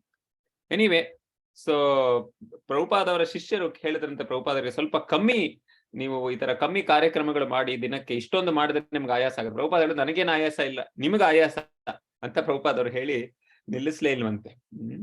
ಸೊ ಈ ರೀತಿಯಲ್ಲಿ ಒಂದು ದಿನ 8ನೇ ಕಾರ್ಯಕ್ರಮ ಆದ್ಮೇಲೆ ರಾತ್ರಿ ಲೇಟ್ ಆಗಿ ಬಂದು ಪ್ರಭುಪಾದವರು ಕೂತ್ಕೊಂಡು ಅವರದೇ ಪ್ರವಚನದ ರೆಕಾರ್ಡಿಂಗ್ ಕೇಳ್ತಾ ಇದ್ರಂತೆ ಪ್ರಭುಪಾದ. ಪ್ರಭುಪಾದವ್ರು ಹೇಳೋರು, ನಾನು ಬರೆದಿರೋ ಪುಸ್ತಕಗಳು, ನಾನು ನೀಡ್ತಿರೋ ಪ್ರವಚನಗಳು ಆಕ್ಚುಲಿ ನಂದಲ್ಲ, ಇದು ಕೃಷ್ಣನ ಪುಸ್ತಕ. ಕೃಷ್ಣ ಬರಿತಾ ಇರೋದು ನನ್ನ ಮೂಲಕ ಅಂತ. ಸೊ ಈ ರೀತಿಯಲ್ಲಿ ಪ್ರಭುಪಾದವರು ಅವ್ರದೇ ಪುಸ್ತಕ ಅವರೇ ಓದೋರು. ಯಾಕಂದ್ರೆ ಅವ್ರಿಗೆ ಕೃಷ್ಣ ಅವರ ಮೂಲಕ ಇದನ್ನ ಬರಿತಾ ಇದ್ರು. ಎನಿವೆ ಒಂದಿನ ಪ್ರಭುಪಾದವರು ಅಮೃತ್ಸರ್ ಗೋಲ್ಡನ್ ಟೆಂಪಲ್ ನಿಮ್ಗೆಲ್ಲ ಗೊತ್ತಿದೆಯಲ್ಲ, ಅಲ್ಲಿ ಭೇಟಿ ಮಾಡ್ಲಿಕ್ಕೆ ಹೋದ್ರಂತೆ ಶಿಷ್ಯರ ಜೊತೆ. ಸೊ ಈ ಗೋಲ್ಡನ್ ಟೆಂಪಲ್ ಅಲ್ಲಿ ಎಲ್ಲಾ ಕಡೆ ನೋಡ್ಕೊಂಡು ಅಲ್ಲಿ ಗೈಡ್ ಎಲ್ಲ ಹೇಳಿದ್ರಂತೆ, ಈ ತರ ಹೇಗೆ ಈ ಸಿಖ್ ವ್ಯಾಪಾರಗಾರಿಗಳು ಅವರು ಈ ತರ ಈ ದೇವಸ್ಥಾನವನ್ನು ಮೇಂಟೈನ್ ಮಾಡ್ತಾರೆ. ಮತ್ತೆ ಇಲ್ಲಿ ಪ್ರತಿ ದಿನನಿತ್ಯ ಸಾವಿರಾರು ಜನರಿಗೆ ಚಪಾತಿ ಮತ್ತೆ ದಾಲ್ ಈ ತರ ನಾವು ಊಟದ ಆಯೋಜನೆ ಮಾಡ್ತೀವಿ ನಾವು ಫ್ರೀಯಲ್ಲಿ, ಉಚಿತವಾಗಿ. ಈ ತರ ಸಮಾಜ ಸೇವೆ ನಡೆಯುತ್ತೆ ಅಂತ ಹೇಳ್ತಾರೆ. ಪ್ರಭುಪಾದರು, ಓ ಹೌದಾ, ನಾವು ನೋಡೋಣ ಹೇಗೆ ಅಂತ. ಮತ್ತೆ ಪ್ರಭುಪಾದವರು ಅಡಿಗೆ ಮನೆಗೆ ಹೋಗಿ ನೋಡಿದ್ರಂತೆ, ಹೇಗೆ ಇಷ್ಟು ಸಾವಿರಾರು ಜನಕ್ಕೆ ಅಡಿಗೆ ನಡೀತಾ ಇದೆ, ಅದು ಬೇರೆ ಚಪಾತಿ ಮಾಡ್ತಾರೆ. ಸೊ ಇಷ್ಟು ಜನ ಚಪಾತಿ ಇದು ಮಾಡ್ತಾ ಇರೋದು, ತುಂಬಾ ಜನ ಇದ್ರಂತೆ. ಯಾರೋ ಅದನ್ನ ಏನ್ ಹೇಳ್ತಾರೆ ಅದಕ್ಕೆ, ರೋಲಿಂಗ್ ಮಾಡ್ತಾರಲ್ಲ ಅದನ್ನ ಚಪಾತಿ. ಮತ್ತೆ ಅದಾದ್ಮೇಲೆ ಇನ್ಯಾರೋ ಅದನ್ನ ಎಸ್ದಾಗ ಅದು ಹೋಗಿ ಕರೆಕ್ಟ್ ಆಗಿ ಅದ್ರ ಮೇಲೆ ಬೀಳುತ್ತೆ. ಯಾವ್ದ್ರ ಮೇಲೆ ಇದು ಮಾಡ್ತಾರಲ್ಲ, ಉತ್ತರ ಭಾರತದಲ್ಲಿ ದೊಡ್ಡ ಇದಿರುತ್ತೆ, ನಾನು ಪರಾಠ ಅದೆಲ್ಲ ಮಾಡ್ತಾರೆ. ಸೊ ಅಂತ ಜಾಗದಲ್ಲಿ ಹೋಗಿ ಮತ್ತೆ ಅಲ್ಲಿ ಯಾರೋ ಒಬ್ರು ಅದನ್ನ ಒಂದ್ ಸ್ವಲ್ಪ ಹೊತ್ತು ಒಲೆ ಮೇಲೆ ಇಟ್ಟು ಮತ್ತೆ ಅದನ್ನ ಒಂದು ದೊಡ್ಡ ಸ್ಟ್ಯಾಕ್ ಅಲ್ಲಿ ಈ ತರ ಚಪಾತಿಗಳು ಒಂದಾದ್ಮೇಲೆ ಒಂದ್ ಮೇಲೆ ಈ ತರ ಸಾವಿರಾರು ಚಪಾತಿಗಳು ಈ ತರ ತಯಾರಾಗ್ತಾ ಇತ್ತು. ಸೊ ಪ್ರಭುಪಾದರು ಹೇಳಿದಂತೆ ಹೀಗೆ ನಾವು ಪ್ರಸಾದವನ್ನು ವಿತರಣೆ ಮಾಡಬೇಕು ಇಸ್ಕಾನ್ ಸಂಸ್ಥೆಯಲ್ಲಿ. ಈಗ ನೋಡಿ, ನಾವು ಇಸ್ಕಾನ್ ಸಂಸ್ಥೆಯಲ್ಲಿ ಎಷ್ಟೋ ವರ್ಷಗಳ ನಂತರ ಆಕ್ಚುಲಿ ಈ ಫುಡ್ ರಿಲೀಫ್ ಕಾರ್ಯಕ್ರಮ, ಅನ್ನದಾನ ಕಾರ್ಯಕ್ರಮ ಬಹಳ ವಿಜೃಂಭಣೆಯಿಂದ ನಡೀತಾ ಇದೆ. ಎಷ್ಟೋ ಸಾವಿರಾರು ಜನ ಸ್ಕೂಲ್ ಮಕ್ಕಳಿಗೆ ಕರ್ನಾಟಕದಲ್ಲೇ ಆಗ್ಲಿ ಅಥವಾ ಭಾರತದಲ್ಲಿ ಬಹಳ ವರ್ಷಗಳಿಂದ ನಡೀತಾ ಇದೆ ಇದು ಇಸ್ಕಾನ್ ಸಂಸ್ಥೆಯವರ ಈ ಒಂದು ಅನ್ನದಾನ ಸೇವೆ. ಎನಿವೆ, ಸೊ ಪ್ರಭುಪಾದ ಅದಾದ್ಮೇಲೆ ರಾಮತೀರ್ಥ ಸರೋವರಕ್ಕೆ ಹೋಗ್ತಾರಂತೆ. ಅದು ಕುರುಕ್ಷೇತ್ರದಲ್ಲಿ ಇರುವಂತ ಜಾಗ ಒಂದು, ಸಾರಿ ಇದು ಅಮೃತ್ಸರ್ ಹತ್ರ. ಸೊ ಆ ರಾಮತೀರ್ಥದಲ್ಲಿ ಏನಾಗಿತ್ತು, ಆಕ್ಚುಲಿ ವಾಲ್ಮೀಕಿ ಮಹರ್ಷಿಗಳು ಅಲ್ಲಿ ನಿವಾಸ ಮಾಡ್ತಿದ್ರಂತೆ. ಸೊ ಅಲ್ಲಿ ಪ್ರಭುಪಾದವರು ಅಲ್ಲಿ ರಾಮ ಕಥೆಯನ್ನು ಕೇಳಿಸ್ತಾರಂತೆ. ಯಾರಿಗೆ? ಅವರ ಶಿಷ್ಯರಿಗೆ. ಹೇಗೆ ಸೀತೆಯನ್ನು ಶ್ರೀರಾಮನು ಹೇಗೆ ಕಳಿಸಿದ್ದು ವಾಲ್ಮೀಕಿ ಮುನಿಗಳ ಆಶ್ರಮಕ್ಕೆ, ಮತ್ತೆ ಅಲ್ಲಿ ಸೀತೆ ಅಲ್ಲಿ ಲವಕುಶ ಅವರಿಗೆ ಜನ್ಮ ಕೊಟ್ಟಿದ್ದು, ಅದಾದ್ಮೇಲೆ ಹೇಗೆ ಪ್ರಭುಪಾದವರು ಇಡೀ ಕಥೆ ಹೇಳ್ತಾರೆ. ಶ್ರೀರಾಮನು ಹೇಗೆ ಅಶ್ವವನ್ನು ಕಳಿಸ್ತಾನೆ, ಆದ್ರೆ ಅಶ್ವ ಬಂದಾಗ ಲವಕುಶ ಹೋಗಿ ಅದನ್ನು ಚಾಲೆಂಜ್ ಮಾಡಿದಾಗ ಅದು ಅಷ್ಟರಲ್ಲಿ ಶ್ರೀರಾಮಚಂದ್ರ ಈ ಪ್ರಪಂಚದಿಂದ ವೈಕುಂಠಕ್ಕೆ ಆಗಮನ ಮಾಡಿರ್ತಾರೆ. ಆಮೇಲೆ ಸೀತಾ ಮಾತೆ ಹೇಗೆ ಭೂಮಿಯೊಳಗೆ ಭೂಮಿ ಓಪನ್ ಆದಾಗ ಸೀತೆ ಮಾತೆ ಮತ್ತೆ ವಾಪಸ್ಸು ಒಳಗೆ ಹೋಗಿದ್ದು, ಮತ್ತೆ ಈ ಪ್ರಪಂಚದಿಂದ ಸೀತೆ ಮಾತೆ ಕೂಡ ವಾಪಸ್ ಹಿಂತಿರುಗಿದ್ದು ವೈಕುಂಠಧಾಮಿಗೆ ಅಂತ ಪ್ರಭುಪಾದರು ಇಡೀ ಕಥೆಯನ್ನು ಹೇಳ್ತಾರೆ. ಮತ್ತೆ ಪ್ರಭುಪಾದ ಹೇಳ್ತಾರೆ, ಇದೆಲ್ಲ ಆಗಿದ್ದು 8 ಲಕ್ಷ ವರ್ಷಗಳ ಹಿಂದೆ. ಅವಾಗ ಅವ್ರಿಗೆ ನಂಬಕ್ಕೆ ಆಗೋದಿಲ್ಲ. 8 ಲಕ್ಷ ವರ್ಷಗಳು. ಇಲ್ಲಿ ನಾವು ನಮ್ಮ ಆಧುನಿಕ ಇತಿಹಾಸದಲ್ಲಿ 500 ವರ್ಷ ಅಂದ್ರೆ ಜಾಸ್ತಿ ಇವ್ರಿಗೆ. 500 ವರ್ಷ ಅಂದ್ರೆ ಪ್ರಾಚೀನ ಅನ್ಬಿಡ್ತಾರೆ ಇವ್ರು. ನಮಗೆ 500 ವರ್ಷ ಅಂದ್ರೆ ಇತ್ತೀಚೆಗೆ ಅನ್ಸುತ್ತೆ ನಮಗೆ. ಯಾಕಂದ್ರೆ ಶ್ರೀ ಚೈತನ್ಯ ಮಹಾಪ್ರಭುಗಳು ಇತ್ತೀಚೆಗೆ 500 ವರ್ಷ ಹಿಂದೆ ಬಂದಿದ್ದು ಅಂತ ನಾವು ಹೇಳ್ತೀವಿ. ಕೃಷ್ಣ 5000 ವರ್ಷ ಹಿಂದೆ, ಶ್ರೀರಾಮ 8 ಲಕ್ಷ ವರ್ಷ ಹಿಂದೆ, ಅದಕ್ಕೂ ಹಿಂದೆ ನರಸಿಂಹದೇವ. ಈ ರೀತಿಯಲ್ಲಿ ನಮ್ಮ ಇತಿಹಾಸ ಬಹಳ ಹೇಳ್ತೀವಲ್ಲ, ಅದಕ್ಕೆ ಸಮಯವೇ ಇಲ್ಲ, ಆದಿಯೇ ಇಲ್ಲ ಆಕ್ಚುಲಿ. ಅಷ್ಟು ಪುರಾತನ ಇತಿಹಾಸ ನಮ್ದು ಸನಾತನ ಧರ್ಮದ. ಎನಿವೆ, ಸೊ ವೇದಾಂತ ಸಮ್ಮೇಳನ ಅವರು ಮತ್ತೆ ಪ್ರಭುಪಾದವ್ರನ್ನ ಕೇಳಿದ್ರಂತೆ, ನೀವು ಕೀರ್ತನ ದಿನ ಮಾಡಿ, ಯಾಕಂದ್ರೆ ಈ ಪ್ರವಚನದಿಂದ ಜನ ಆಕರ್ಷಿತರಾಗೋದಿಲ್ಲ, ನಿಮ್ಮ ಕೀರ್ತನದಿಂದ ತುಂಬಾ ಜನ ಬರ್ತಾರೆ ಅಂತ. ಸೊ ಪ್ರಭುಪಾದವರು ಒಪ್ಕೊಂಡ್ರು. ಆದ್ರೂ ಕೂಡ ಅವರ ಈ ಪ್ರೈವೇಟ್ ಕಾರ್ಯಕ್ರಮಗಳನ್ನು ನಿಲ್ಲಿಸಲಿಲ್ಲ. ಒಂದು ದಿನ ತತ್ವಮಸಿ ಅಂತ ಒಂದು ದೊಡ್ಡ ಬೋರ್ಡ್ ಅಲ್ಲಿ ಬರ್ದಿತ್ತಲ್ಲಿ, ಎಲ್ಲಿ? ಅಮೃತ್ಸರಲ್ಲಿ. ತತ್ವಮಸಿ, ತತ್ವಂ ಅಸಿ ಅಂದ್ರೆ ಏನರ್ಥ? ಇಂಗ್ಲಿಷ್ ಅಲ್ಲಿ ಬರ್ದಿತ್ತು, ಯು ಆರ್ ದಟ್ ಟು. ತತ್ ಅಂದ್ರೆ ಅದು, ತ್ವಂ ಅಸಿ. ಸೊ ತ್ವಂ ಅಂದ್ರೆ ಅದು, ದಟ್ ಏನು ಹೇಳ್ತೀವಿ ನಾವು, ಆ ದೇವರು ಅಥವಾ ಆ ಭಗವಂತ. ಅಸಿ ಅಂದ್ರೆ ನೀನು ಅದೇ. ಸೊ ನೀನು ಅದೇ. ಸೊ ಇದು ಮಾಯಾವಾದಿಗಳ ಬಹಳ ಒಂದು ಏನ್ ಹೇಳೋದು, ಬಹಳ ಇಷ್ಟವಾದ ಒಂದು ಸಂಸ್ಕೃತ ಇದು ಹೇಳುವ ಹೇಳಿಕೆ. ತತ್ವಮಸಿ ಏನ್ ಅವ್ರು ಹೇಳೋದು? ಎಲ್ಲರೂ ಕೂಡ ಈಗ ಮಾಯೆಯಲ್ಲಿ ಬಿದ್ದಿದ್ದೀವಿ ನಾವು. ಮಾಯೆ ಪ್ರಭಾವದಿಂದ ನಾವು ಮರ್ತು ಬಿಟ್ಟಿದ್ದೀವಿ. ಏನು ಮರ್ತಿದ್ದೀವಿ? ನಾವೇ ದೇವರು ಅಂತ ಮರ್ತು ಬಿಟ್ಟಿದ್ದೀವಿ, ನಾವೇ ಭಗವಂತ ಅಂತ. ಆದ್ರೆ ಆ ಮಾಯೆ ಪ್ರಭಾವದಿಂದ ನಾವು ಹೊರಗೆ ಬಂದಾಗ ನಮಗೆ ಅರ್ಥ ಆಗುತ್ತೆ ನಾವೇ ಭಗವಂತ. ಸೊ ಪ್ರಭುಪಾದ ಹೇಳಿದ್ರು, ಇವರೆಲ್ಲ ಇಷ್ಟು ಮಾತಾಡ್ತಾರೆ, ಜನ್ಮಾಂತರ ಈ ತರ ಅವರು ಅವರ ಮನೋರಥದ ಮೇಲೆ ಕೂತ್ಕೊಂಡು, ಮನರಥದ ಮೇಲೆ ಕೂತ್ಕೊಂಡು ಏನೇನೋ ಈ ತರ ಅವ್ರ ಮನಸ್ಸಿಗೆ ಬಂದಾಗೆ ಮಾತಾಡ್ತಾ ಇರ್ತಾರೆ. ಆದ್ರೆ ಪ್ರಭುಪಾದ ಹೇಳಿದ್ರು, ನಾವ್ ಇಷ್ಟೆಲ್ಲ ಕಷ್ಟ ಪಡೋದೇ ಇಲ್ಲ. ಅವ್ರಷ್ಟು ಕಷ್ಟ ಪಡ್ತಾರೆ. ಏನೇನೋ ಈ ತರ ಜ್ಞಾನಿಗಳು, ಮುನಿಗಳು ಒಂದೊಂದು ಸಿದ್ಧಾಂತವನ್ನು ತಗೊಂಡು ಅದನ್ನ ಟ್ವಿಸ್ಟ್ ಮಾಡಿ ಇನ್ನೇನೋ ಸಿದ್ಧಾಂತವನ್ನು ತರ್ತಾರೆ, ನಾವೇ ದೇವರು ಅಂತಾರೆ. ಆದ್ರೂ ಅವ್ರಿಗೆ ದೇವರ ಅನುಭವ ಆಗೋದಿಲ್ಲ. ಎಷ್ಟೋ ಕೋಟ್ಯಾಂತರ ಜನ್ಮಗಳಾದ್ರೂ ಈ ತರ ಮಾತಾಡ್ಕೊಂಡೇ ಇರ್ತಾರೆ. ನಾವು ನೋಡಿ, ಸುಮ್ನೆ ಪ್ರಸಾದ ಸ್ವೀಕರಿಸ್ತಾ ನಾವು ಭಗವಂತನ ಅನುಭವ ಮಾಡ್ತಾ ಇದ್ದೀವಿ ನಾವು. ಮತ್ತೆ ಪ್ರಭುಪಾದವರು ಪ್ಲೇಟ್ ಇಂದ ಒಂದು ಸ್ವೀಟ್ ತಗೊಂಡು ಬಾಯಲ್ಲಿ ಹಾಕೊಂಡು ಆನಂದದಿಂದ ಹೇಳಿದ್ರು, ನೋಡಿ ನಮ್ಮ ಮಾರ್ಗ ಎಷ್ಟು ಸುಲಭ, ಪ್ರಸಾದವನ್ನು ಸ್ವೀಕರಿಸಿ ನಾವು ಭಗವಂತನ ಹತ್ರ ಹೋಗ್ತೀವಿ. ಎನಿವೆ, ಸೊ ಅಷ್ಟರಲ್ಲಿ ಪ್ರಭುಪಾದವರು ಅಮೃತ್ಸರಲ್ಲಿ ಇದ್ರೂ ಕೂಡ ಅವರ ವಿಶ್ವಾದ್ಯಂತ ಅವರ 42 ಕೇಂದ್ರಗಳಿತ್ತು. ಅವರೆಲ್ಲರ ಸಂಪರ್ಕದಲ್ಲಿದ್ರು ಪ್ರಭುಪಾದ. ಹೇಗಿದ್ದೀರಾ, ಏನ್ ನಡೀತಾ ಇದೆ, ಕಲ್ಕತ್ತಾದಲ್ಲಿ ಲೈಫ್ ಮೆಂಬರ್ಗಳು ಎಷ್ಟಾಗಿದ್ದಾರೆ, ಬಾಂಬೆಯಲ್ಲಿ ನೀವು ರಾಮ್ ದೇವಸ್ಥಾನಕ್ಕೆ ಹೋಗಿದ್ದೀರಾ, ಲಾಸ್ ಆಂಜಲಸ್ ಅಲ್ಲಿ ಎಲ್ಲ ಚೆನ್ನಾಗಿ ನಡೀತಾ ಇದೆಯಾ, ಏನ್ ರಿಪೋರ್ಟ್ ಕಳಿಸಿ, ಗವರ್ನಿಂಗ್ ಬಾಡಿ ಕಮಿಷನ್ ಏನೇನ್ ನಡೀತಾ ಇದೆ, ವಿಗ್ರಹ ಸೇವೆ ಹೇಗೆ ನಡೀತಾ ಇದೆ, ಫಿಜಿ ಐಲ್ಯಾಂಡ್ಸ್ ಅಲ್ಲಿ ಉಪೇಂದ್ರ ಪ್ರಭುಗೆ ಈ ದೇವತೆ ಪೂಜೆ ಬಗ್ಗೆ ಹೇಳ್ತಾ ಇದ್ರು ನೋಡಿ. ಹಿಂದೂ ಸಮಾಜ ಎಲ್ಲರೂ ದೇವತೆ ಪೂಜೆಯಲ್ಲಿ ಮಗ್ನರಾಗಿದ್ದಾರೆ. ಸೊ ನಮ್ಮ ಪ್ರಚಾರ ಕಾರ್ಯ ಬಹಳ ತೀವ್ರವಾಗಿರ್ಬೇಕು, ಇಲ್ಲಾಂದ್ರೆ ಬಹಳ ಕಷ್ಟ. ನಮ್ಮ ಯಾಕಂದ್ರೆ ಅವ್ರೇನ್ ಅನ್ಕೋತಾರೆ, ಕೃಷ್ಣನು ಕೂಡ ಒಂದು ದೇವತೆ ಇದ್ದ ಹಾಗೆ, ಅವನನ್ನು ಕೂಡ ನಮ್ಮ ಇಷ್ಟು 10 ವಿಗ್ರಹಗಳಿವೆ, ಅದ್ರ ಜೊತೆ ಕೃಷ್ಣನ್ನು ಇಟ್ಬಿಡ್ತೀವಿ ಅಂತ. ಮತ್ತೆ ಭವಾನಂದ ಪ್ರಭುಗೆ ನ್ಯೂಯಾರ್ಕ್ ಅಲ್ಲಿ ಸಂಕೀರ್ತನ ಕಾರ್ಯಕ್ರಮವನ್ನು ನಡೆಸ್ತಾ ಇರಿ, ಬ್ರೂಕ್ಲಿನ್ ನಲ್ಲಿ ಹೊಸ ದೇವಸ್ಥಾನ ಸಿಕ್ಕಿದೆ, ಬಹಳ ಖುಷಿ ಆಯ್ತು ಅಂತ ಪ್ರಭುಪಾದ ಹತ್ರ ಬರಿತಾ ಇರ್ತಾರೆ. ಎನಿವೆ ಆಮೇಲೆ 10 ದಿನ ಆದ್ಮೇಲೆ ಅಮೃತ್ಸರ್ ಇಂದ ಪ್ರಭುಪಾದವರು ಬಾಂಬೆಗೆ ವಾಪಸ್ ಹೋಗ್ತಾರೆ. ಸೊ ಬಾಂಬೆಗೆ ವಾಪಸ್ ಹೋಗ್ತಿದ್ದಾಗ ಪ್ರಭುಪಾದ್ ಅವರ ಕಂಪಾರ್ಟ್ಮೆಂಟ್ ಫಸ್ಟ್ ಕ್ಲಾಸ್ ಅಲ್ಲಿ ಇತ್ತು. ಗುರುದಾಸ್ ಪ್ರಭು ಜೊತೆ ಪ್ರಭುಪಾದ್ ಅವರು ಕೂತಿರ್ತಾರೆ. ಅವಾಗ ಒಂದು ಬಹಳ ಸುಂದರವಾದ ಒಂದು ಪ್ರಸಂಗ ನಡೆಯುತ್ತೆ. ಯಮುನಾ ಮಾತಾಜಿ ಅವರು ಅದನ್ನ ವಿಸ್ತಾರವಾಗಿ ಹೇಳ್ತಾರೆ. ಈಗ ನಾವು ಅದನ್ನ ಓದೋಣ. ಸೊ ಯಾರು ಓದ್ತೀರಾ? ನಾನು ಓದ್ತೀನಿ. ಒಂದ್ ನಿಮಿಷ, ನಾನು ಶೇರ್ ಮಾಡ್ತಾ ಇದ್ದೀನಿ ರೀ.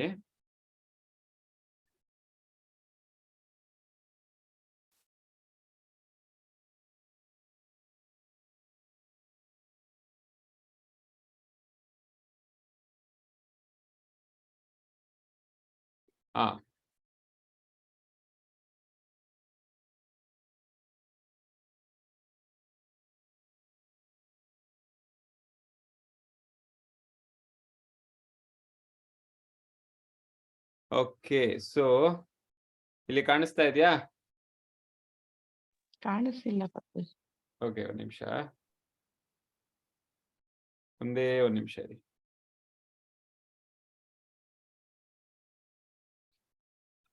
ಈಗ ಕಾಣಿಸ್ತಿದ್ಯಾ? ಕಾಣಿಸ್ತಿದ್ಯಾ? ಇನ್ನು ಇಲ್ಲ ಪ್ರಭುಜಿ. ಇಲ್ವಾ? ಇಲ್ಲ. ಯಾರಿಗೂ ಕಾಣಿಸ್ತಿಲ್ವಾ? ಬೇರೆ ಯಾರಿಗೂ ಕಾಣಿಸ್ತಿಲ್ವಾ? ಹರೇ ಕೃಷ್ಣ. ಬೇರೆ ಯಾರಿಗೂ ಶೇರ್ ಮಾಡಿದ್ದೀನಲ್ಲ? ನನಗ್ ಕಾಣಿಸ್ತಾ ಇದೆ ಪ್ರಭುಜಿ, ಸರಸ್ವತಿಗೆ. ಬೇರೆ ಯಾರಾದ್ರೂ ಕಾಣಿಸ್ತಿದ್ಯಾ? ಪ್ರಭುಜಿ ನನಗ್ ಕಾಣಿಸ್ತಾ ಇದೆ ಸರಸ್ವತಿಗೆ. ಓಕೆ, ಕಾಣಿಸ್ತಿದ್ಯಾ? ಓಕೆ, ಹಾಗಾದ್ರೆ ನೀವು ಓದಿ. ಮತ್ತೆ ಮಹೇಶ್ವರಿ ಅವರೇ, ನಿಮಗ್ ಕಾಣಿಸ್ತಿಲ್ವಾ? ಕಾಣಿಸ್ತಿದೆ ಪ್ರಭುಜಿ, ಕಾಣಿಸ್ತಿದೆ. ಯಾರು ಓದೋದು ಪ್ರಭುಜಿ? ನಾನು ಓದ್ತೀನಿ ಪ್ರಭುಜಿ. ಹರೇ ಕೃಷ್ಣ. ಓಕೆ, ಯಾರಿಗೆ ಕಾಣಿಸ್ತಾ ಇದೆಯೋ ಅವ್ರು ಓದಿ. ಮತ್ತೆ ಯಮುನಾ, ನಾವು ಅಮೃತ್ಸರ್ ಹಾಗಾದ್ರೆ ಓದಿ ಓದಿ ಓದಿ. ಅಮೃತ್ಸರ್ ಮತ್ತು ದೆಹಲಿಗಳ ನಡುವೆ ಪ್ರಯಾಣ ಮಾಡುತ್ತಿದ್ದೆವು. ನಾವು ಹೋಗಿ ಶ್ರೀಲ ಪ್ರಭುಪಾದರು ಏನು ಮಾಡುತ್ತಿದ್ದಾರೆ, ಅವರಿಗೆ ಏನಾದರೂ ಬೇಕೇ ಎಂದು ನೋಡಲು ನಿರ್ಧರಿಸಿದೆ. ಏಕೆಂದರೆ ಒಮ್ಮೊಮ್ಮೆ ರೈಲು ನಿಂತಾಗ ಅವರು ಒಬ್ಬ ಭಕ್ತರಿಗೆ ನಿಲ್ದಾಣದ ಪ್ಲಾಟ್ಫಾರ್ಮ್ ಮೇಲಿನ ಮಾರಾಟಗಾರರಿಂದ ಹೊಸ ಹಣ್ಣು ಮತ್ತಿತರ ವಸ್ತುಗಳನ್ನು ಕೊಳ್ಳಲು ಹೇಳುತ್ತಿದ್ದರು. ಆದ್ದರಿಂದ ನಾನು ಮತ್ತು ಕೌಸಲ್ಯ ಹಲವು ಬಂಡಿಗಳ ಮೂಲಕ ಪ್ರಭುಪಾದರ ಮೊದಲ ದರ್ಜೆಗೆ ಡಬ್ಬಿಗೆ ಹೋದೆವು. ಅವರು ಒಂದು ಮೊಣಕಾಲನ್ನು ಸ್ವಲ್ಪ ಮೇಲೆತ್ತಿ ಹಲವು ದಿಂಬುಗಳ ಮೇಲೆ ಅಂಗಾಂತವಾಗಿ ಮಲಗಿದ್ದರು. ರಾಜರಂತೆ ಕಾಣುತ್ತಿದ್ದರು. ಅವರ ಮುಖದ ಮೇಲೆ ಸುಂದರವಾದ ಮಂದಹಾಸವಿತ್ತು. ನಾವು ಪ್ರಣಾಮ ಮಾಡಿದೆವು. ಶ್ರೀಲ ಪ್ರಭುಪಾದರು ನಮ್ಮ ಕಡೆ ನೋಡಿದಾಗ ಅವರ ಕಣ್ಣು ಹೊಳೆಯುತ್ತಿತ್ತು. ತಿನ್ನಲು ಬಿಸಿಯಾಗಿ ಏನಾದರೂ ಇದೆಯೇ ಎಂದು ಕೇಳಿದರು. ಏನು ನೀವು ಹೇಳುವುದು? ನಾನು ಕೇಳಿದೆ. ನಿಮಗೆ ಊಟ ಸಿದ್ಧವಾಗಬೇಕೆಂದು ಹೇಳುತ್ತಿದ್ದೀರಾ? ಅವರು ಇಲ್ಲ, ಹಾಗಲ್ಲ, ಒಂದಿಷ್ಟು ಅನ್ನ, ಬಿಸಿಯಾದ ಅನ್ನ. ನಾನು ನೀವು ಹೇಳುತ್ತಿರುವುದೇನು ಪ್ರಭುಪಾದ ರೈಲಿನಿಂದ ತರಬೇಕೆಂದೇ ಎಂದೆ. ಅವರು ಅಲ್ಲ, ಹಾಗಲ್ಲ, ನೀವೇ ಒಂದಿಷ್ಟು ಬಿಸಿಯನ್ನ ಮಾಡುವ ಹಾಗಿದ್ದರೆ ಎಂದರು. ನಾನು ಮಾಡುವುದಾಗಿ ಹೇಳಿದೆ. ಶ್ರೀಲ ಪ್ರಭುಪಾದರಿಗೆ ನಾನು ಬಿಸಿ ಅನ್ನವನ್ನು ಹೇಗೆ ಸಿದ್ಧ ಮಾಡುತ್ತೇನೆ ಎಂದು ನನಗೆ ಗೊತ್ತಿರಲಿಲ್ಲ. ಆದರೆ ಕೌಸಲ್ಯ ಮತ್ತು ನಾನು ಅಡಿಗೆ ಮನೆಯಲ್ಲಿ ಹುಡುಕಿಕೊಂಡು ಹೋದೆವು. ಅಲ್ಲಿ ಕಪ್ಪು ಬಣ್ಣದ ಅರಿಶಿನ ಮೆತ್ತಿಕೊಂಡಿದ್ದ 2 ಗಂಡಸರು ಕಲ್ಲಿದ್ದಲಿನ ಅಗ್ಗಿಷ್ಟಿಗೆಯ ಬಳಿ ಸಿಗರೇಟು ಸೇದುತ್ತಾ ನಿಂತಿದ್ದರು. ಬೇರೆ ಯಾರೂ ಇರಲಿಲ್ಲ. ನನಗೆ ಹಿಂದಿ ಮಾತನಾಡು ಬರುತ್ತಿರಲಿಲ್ಲ. ಆದರೆ ನನ್ನಿಂದ ಆದಷ್ಟು ಪ್ರಯತ್ನ ಪಟ್ಟೆ. ನನ್ನ ಗುರು ಮಹಾರಾಜರಿಗೆ ಸ್ವಲ್ಪ ಚಾವಲ್ ಬೇಕು, ಬಿಸಿ ಅನ್ನ ಬೇಕು ಎಂದೆ. ನಮಗೆ ಹುಚ್ಚು ಹಿಡಿದಿದೆ ಎನ್ನುವ ಹಾಗೆ ಅವರು ನಮ್ಮನ್ನು ನೋಡಿ ನಕ್ಕರು. ಆದ್ದರಿಂದ ನಮಗೆ ಅನುಮತಿ ಕೊಡುವ ಯಾರನ್ನಾದರೂ ಹುಡುಕಿಕೊಂಡು ಹೋಗುವುದು. ಸ್ವಲ್ಪ ಮೇಲೆ ಆಯ್ತು ಪ್ರಭುಜಿ, ಮೇಲೆ. ಹರೇ ಕೃಷ್ಣ. ಹರೇ ಕೃಷ್ಣ ಪ್ರಭುಜಿ.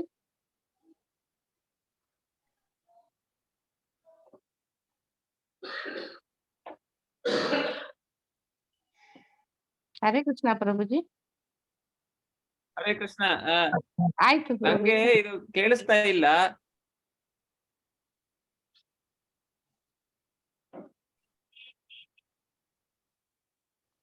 ನಾನು ಓದ್ಲಾ ಪ್ರಭುಜಿ? ಕಾಣಿಸ್ತಾ ಇದೆ. ನಾನು ಓದಿದ್ ಬೇರೆಯವ್ರಿಗೂ ಕೇಳಿಸ್ಲಿಲ್ವಾ ಪ್ರಭು? ಕೆಳಗಡೆ ಇದೆ ಉತ್ತಮ ಎಂದುಕೊಂಡು ಅದರ ರೆಸ್ಟೋರೆಂಟ್ ಮ್ಯಾನೇಜರ್ ಸಿಕ್ಕಾಗ ಆತ ಅಲ್ಲಿಂದ ಓದ್ಬೇಕು ಮೇಡಮ್.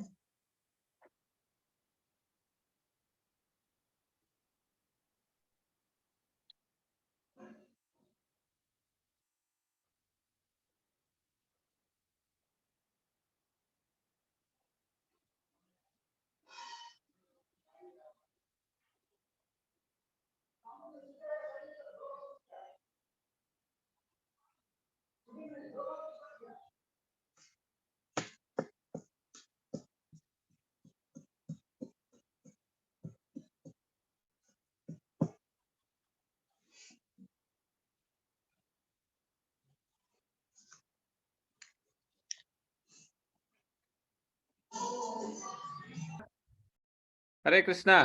ಕೇಳಿಸ್ತಿದೆ ಪ್ರಭುಜಿ. ಸಾರಿ, ಅದು ಕಟ್ ಆಗೋಯ್ತು. ಮತ್ತೊಮ್ಮೆ ಸ್ಕ್ರೀನ್ ಶೇರ್ ಮಾಡ್ತಾ ಇದ್ದೀನಿ. ನೀವ್ ಎಲ್ಲಿ ತನಕ ಓದಿದ್ರಿ ನೀವು? ಪ್ರಭುಪಾದರಿಗೆ ಅನ್ನ. ಇಲ್ಲಿಂದ ಓದಿ ಮತ್ತೆ ಓದಿ. ನಮಗೆ ಹುಚ್ಚು ಹಿಡಿದೆ ಎನ್ನೋ ಹಾಗೆ ಅವರು ನಮ್ಮನ್ನು ನೋಡಿ ನಕ್ಕರು. ಆದ್ದರಿಂದ ನಮಗೆ ಅನುಮತಿ ಕೊಡುವ ಯಾರನ್ನಾದರೂ ಹುಡುಕಿಕೊಂಡು ಹೋಗುವುದು ಉತ್ತಮ ಎಂದುಕೊಂಡೆ. ಆದರೆ ರೆಸ್ಟೋರೆಂಟಿನ ಮ್ಯಾನೇಜರು ಸಿಕ್ಕಾಗ ಆತ, ಇಲ್ಲ, ಇದು ಸಾಧ್ಯವೇ ಇಲ್ಲ, ನೀವು ಅಡಿಗೆ ಮನೆಯಲ್ಲಿ ಅಡಿಗೆ ಮಾಡುವಂತಿಲ್ಲ ಎಂದು. ನಾನು ಕ್ಷಮಿಸಿ, ನಾನು ಕೇಳುತ್ತಿರುವುದು ನಮ್ಮ ಗುರು ಮಹಾರಾಜರಿಗಾಗಿ. ಅಲ್ಲಿ ಆಯ್ಕೆಯ ಪ್ರಶ್ನೆಯೇ ಇಲ್ಲ. ನಾನು ಅವರಿಗೆ ಅನ್ನವನ್ನು ಮಾಡುತ್ತೇನೆ ಎಂದು ಹೇಳಿದ್ದೇನೆ. ಮಾತನ್ನು ಮುಂದೆ. ಹರೇ ಕೃಷ್ಣ ಪ್ರಭುಜಿ. ಈಗ ಕಾಣಿಸ್ತಿದ್ಯಾ? ಮುಂದೆ ಮಾತನ್ನು ಉಳಿಸಿಕೊಳ್ಳಲೇಬೇಕು. ಮೇಲೆ ಇದಾಗ್ಲಿಲ್ಲ ಪ್ರಭುಜಿ, ಮಾತನ್ನು ಅಷ್ಟೇ ಬಂದಿದೆ. ಈಗ ಇಲ್ಲ ಪ್ರಭುಜಿ. ಇದು ಇನ್ನೊಂದ್ಸಲಿ ಮಾಡ್ತೀನಿ.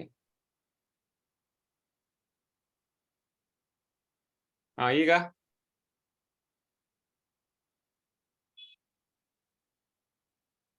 ಕಾಣಿಸ್ತಿದ್ಯಾ? ಇನ್ನೂ ಇಲ್ಲ. ನಂಗೆ ಇಲ್ಲಿ ಶೇರ್ ಅಂತ ಬರ್ತಾ ಇದೆಯಲ್ಲ. ನಮಗೆ ಕಾಣಿಸ್ತಿದೆ ಪ್ರಭುಜಿ. ನನಗ್ ಕಾಣಿಸ್ತಾ ಇದೆ ಪ್ರಭುಜಿ. ಓದ್ಲಾ? ಓಕೆ, ಓದಿ. ಮಾತನ್ನು ಉಳಿಸಿಕೊಳ್ಳಲೇಬೇಕು ಅಲ್ಲಿಂದ. ಎಂದೆ. ಆದರೆ ಆತ ಮತ್ತೆ, ಇಲ್ಲ, ಇದು ಸಾಧ್ಯವೇ ಇಲ್ಲ ಎಂದ.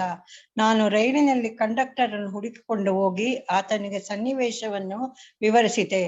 ನನ್ನ ಗುರುವಿಗಾಗಿ ಇಷ್ಟು ಮಾಡಲು ಸಾಧ್ಯವಾಗದಿದ್ದರೆ ರೈಲಿನಿಂದ ಧುಮುಕಿ ಬಿಡುವುದೇ ಉತ್ತಮ ಎಂದೆ. ಕಂಡಕ್ಟರ್ ಅನ್ನು ನಮ್ಮ ಮಾತುಗಳನ್ನು ಗಂಭೀರವಾಗಿ ತೆಗೆದುಕೊಂಡ. ಸರಿಯೇ, ಅಡಿಗೆ ಮನೆಯಲ್ಲಿ ನಿಮಗೆ ಬೇಕಾದದನ್ನು ಸಿದ್ಧ ಮಾಡಬಹುದು ಎಂದ. ಆತ ನಮ್ಮನ್ನು ಮತ್ತೆ ಅಡಿಗೆ ಮನೆಗೆ ಕರೆದುಕೊಂಡು ಹೋದ. ಅಡಿಗೆ ಮನೆಯಲ್ಲಿ ಮುಖ್ಯಸ್ಥರಿಗೂ ರೆಸ್ಟೋರೆಂಟಿನ ಮುಖ್ಯಸ್ಥರಿಗೂ ತಾನು ನಮಗೆ ಅನುಮತಿ ಕೊಡುತ್ತಿರುವುದಾಗಿ ಹೇಳಿದ. ಕಲ್ಲಿದ್ದಲಿನ ಹಗ್ಗಿಷ್ಟಕ್ಕೇನು ದೈತ್ಯಾಕಾರದ ನನಗೆ ಅದರ ವಿಷಯ ಏನೂ ತಿಳಿದಿರಲಿಲ್ಲ. ಅಡಿಗೆ ಮನೆಯಲ್ಲಿ ಬಗೆ ಬಗೆಯ ಅಲ್ಯೂಮಿನಿಯಂ ಪಾತ್ರೆಗಳು, ತಟ್ಟೆಗಳು ತಗುಲಿ ಹಾಕಿದರು. ನಾವು ಒಂದು ಅಲ್ಯೂಮಿನಿಯಂ ಪಾತ್ರೆಯನ್ನು ನಮ್ಮಿಂದಾದಷ್ಟು ಸ್ವಚ್ಛ ಮಾಡಿ ನೀರನ್ನು ಕುದಿಸಿ ಅಕ್ಕಿ ಹಾಕಿದೆವು.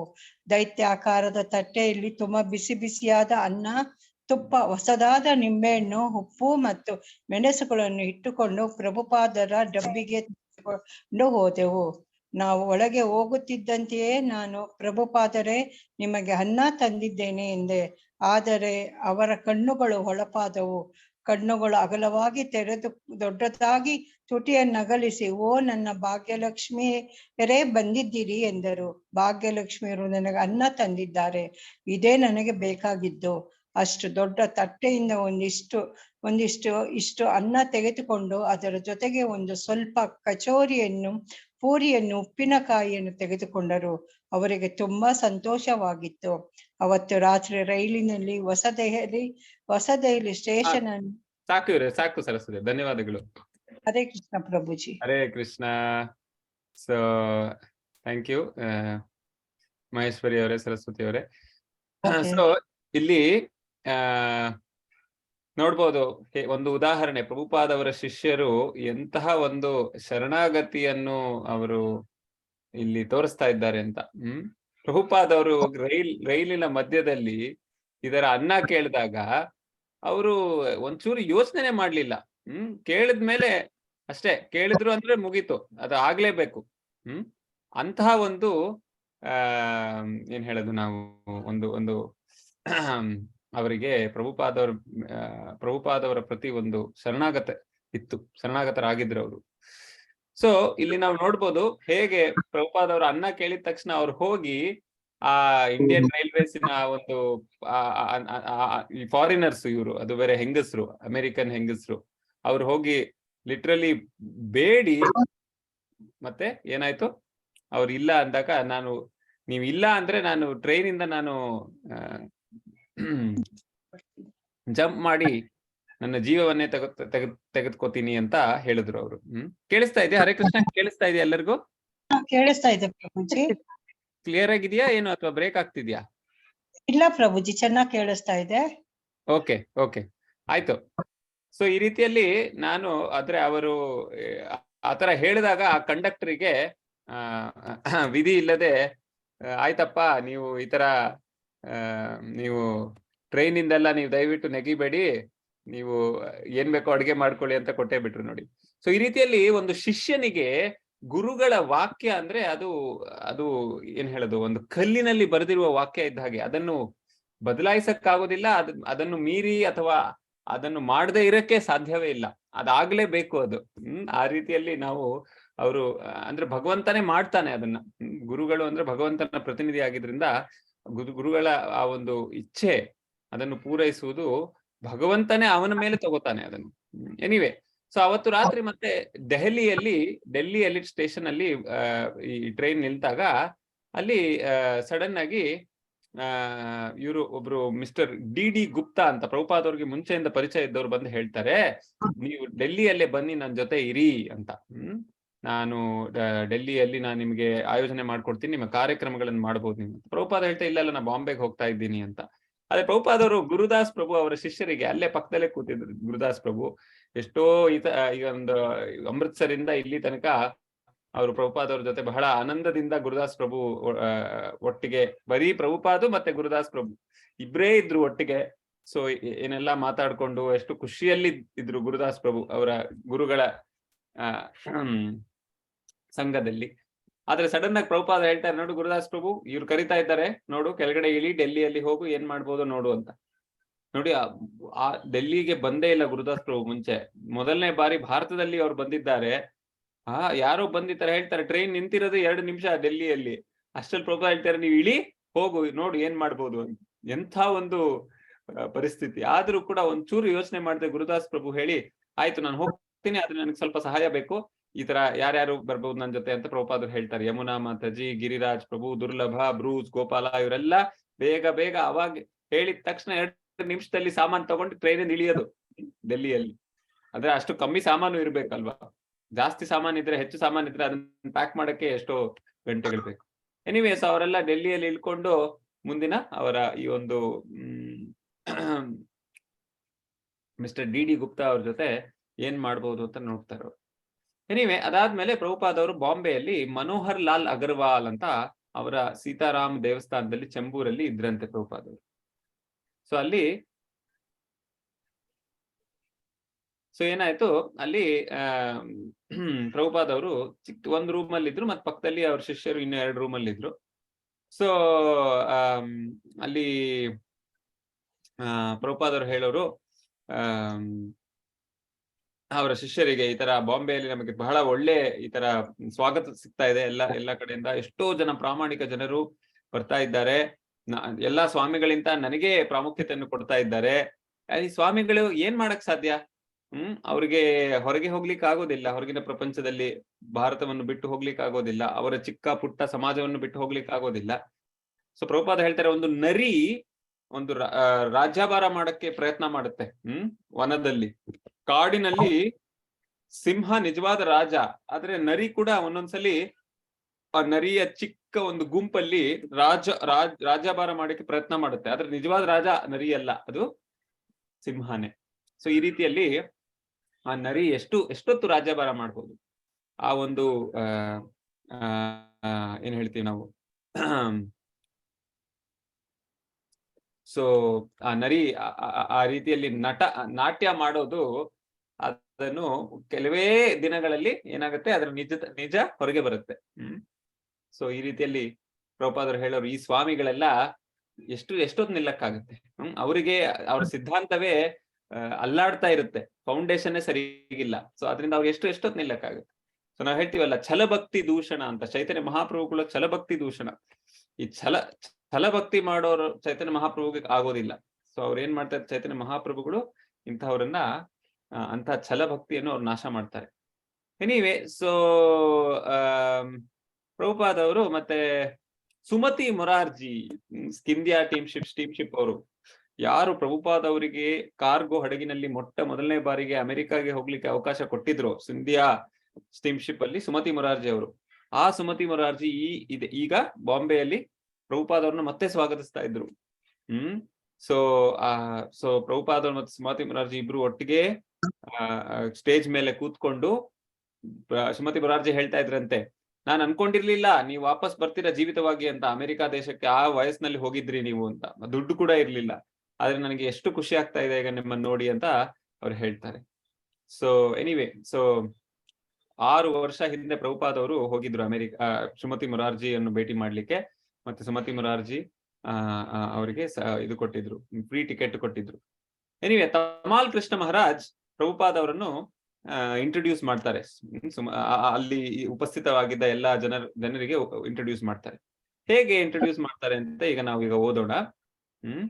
ಸೊ ಯಾರು ಓದ್ತೀರಾ? ಓದ್ಲ ಪ್ರಭುಜಿ? ಒಂದ್ ನಿಮಿಷ ಓದಿ, ನಾನು ಈಗ ಶೇರ್ ಮಾಡ್ತಾ ಇದ್ದೀನಿ.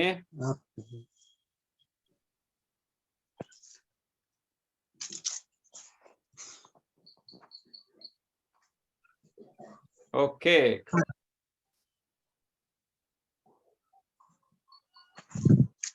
ಓಕೆ, ಕಾಣಿಸ್ತಾ ಇದೆಯಾ? ಕಾಣಿಸ್ತಿದೆ ಪ್ರಭುಜಿ. ಇಲ್ಲಿಂದ ಓದಿ. ಪ್ರಭುಪಾದರ ಉಪನ್ಯಾಸಕ್ಕೆ ಮೊದಲು ತಮಾಲ ಕೃಷ್ಣರು ಅವರನ್ನು ಔಪಚಾರಿಕವಾಗಿ ಸಭೆಗೆ ಪರಿಚಯ ಮಾಡಿಕೊಟ್ಟರು. 5 ವರ್ಷಗಳ ಹಿಂದೆ ಶ್ರೀಲ ಪ್ರಭುಪಾದರು ಈ ನಗರದಿಂದ ಪಶ್ಚಿಮ ಜಗತ್ತಿಗೆ ಹೊರಟರು. ಅವರ ಬಳಿ ಹಣವೇ ಇರಲಿಲ್ಲ ಎನ್ನಬಹುದು. ಅವರು ನ್ಯೂಯಾರ್ಕಿಗೆ ಹೋದರು. ಅಲ್ಲಿ ಒಂದು ಉದ್ಯಾನದಲ್ಲಿ ಮರದ ಕೆಳಗೆ ಹರೇ ಕೃಷ್ಣ ಸಂಕೀರ್ತನೆ ಮಾಡಿದರು.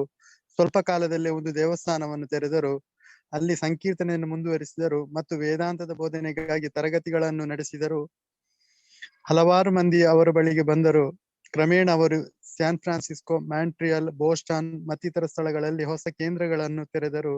ಈಗ ಅವರ ಭಕ್ತರ ಸಂಖ್ಯೆ ದೊಡ್ಡದು. 40 ದೇವಸ್ಥಾನಗಳಿವೆ. ಪ್ರತಿಯೊಂದು ದೇವಸ್ಥಾನದಲ್ಲಿ ಸಂಕೀರ್ತನೆ, ದೇವತಾ ವಿಗ್ರಹಗಳ ಪೂಜೆ ಮತ್ತು ಪ್ರಸಾದ ವಿತರಣೆಗಳು ಸೇರಿದಂತೆ ಪೂರ್ಣ ಪ್ರಮಾಣದ ಕಾರ್ಯಕ್ರಮ ನಡೆಯುತ್ತದೆ.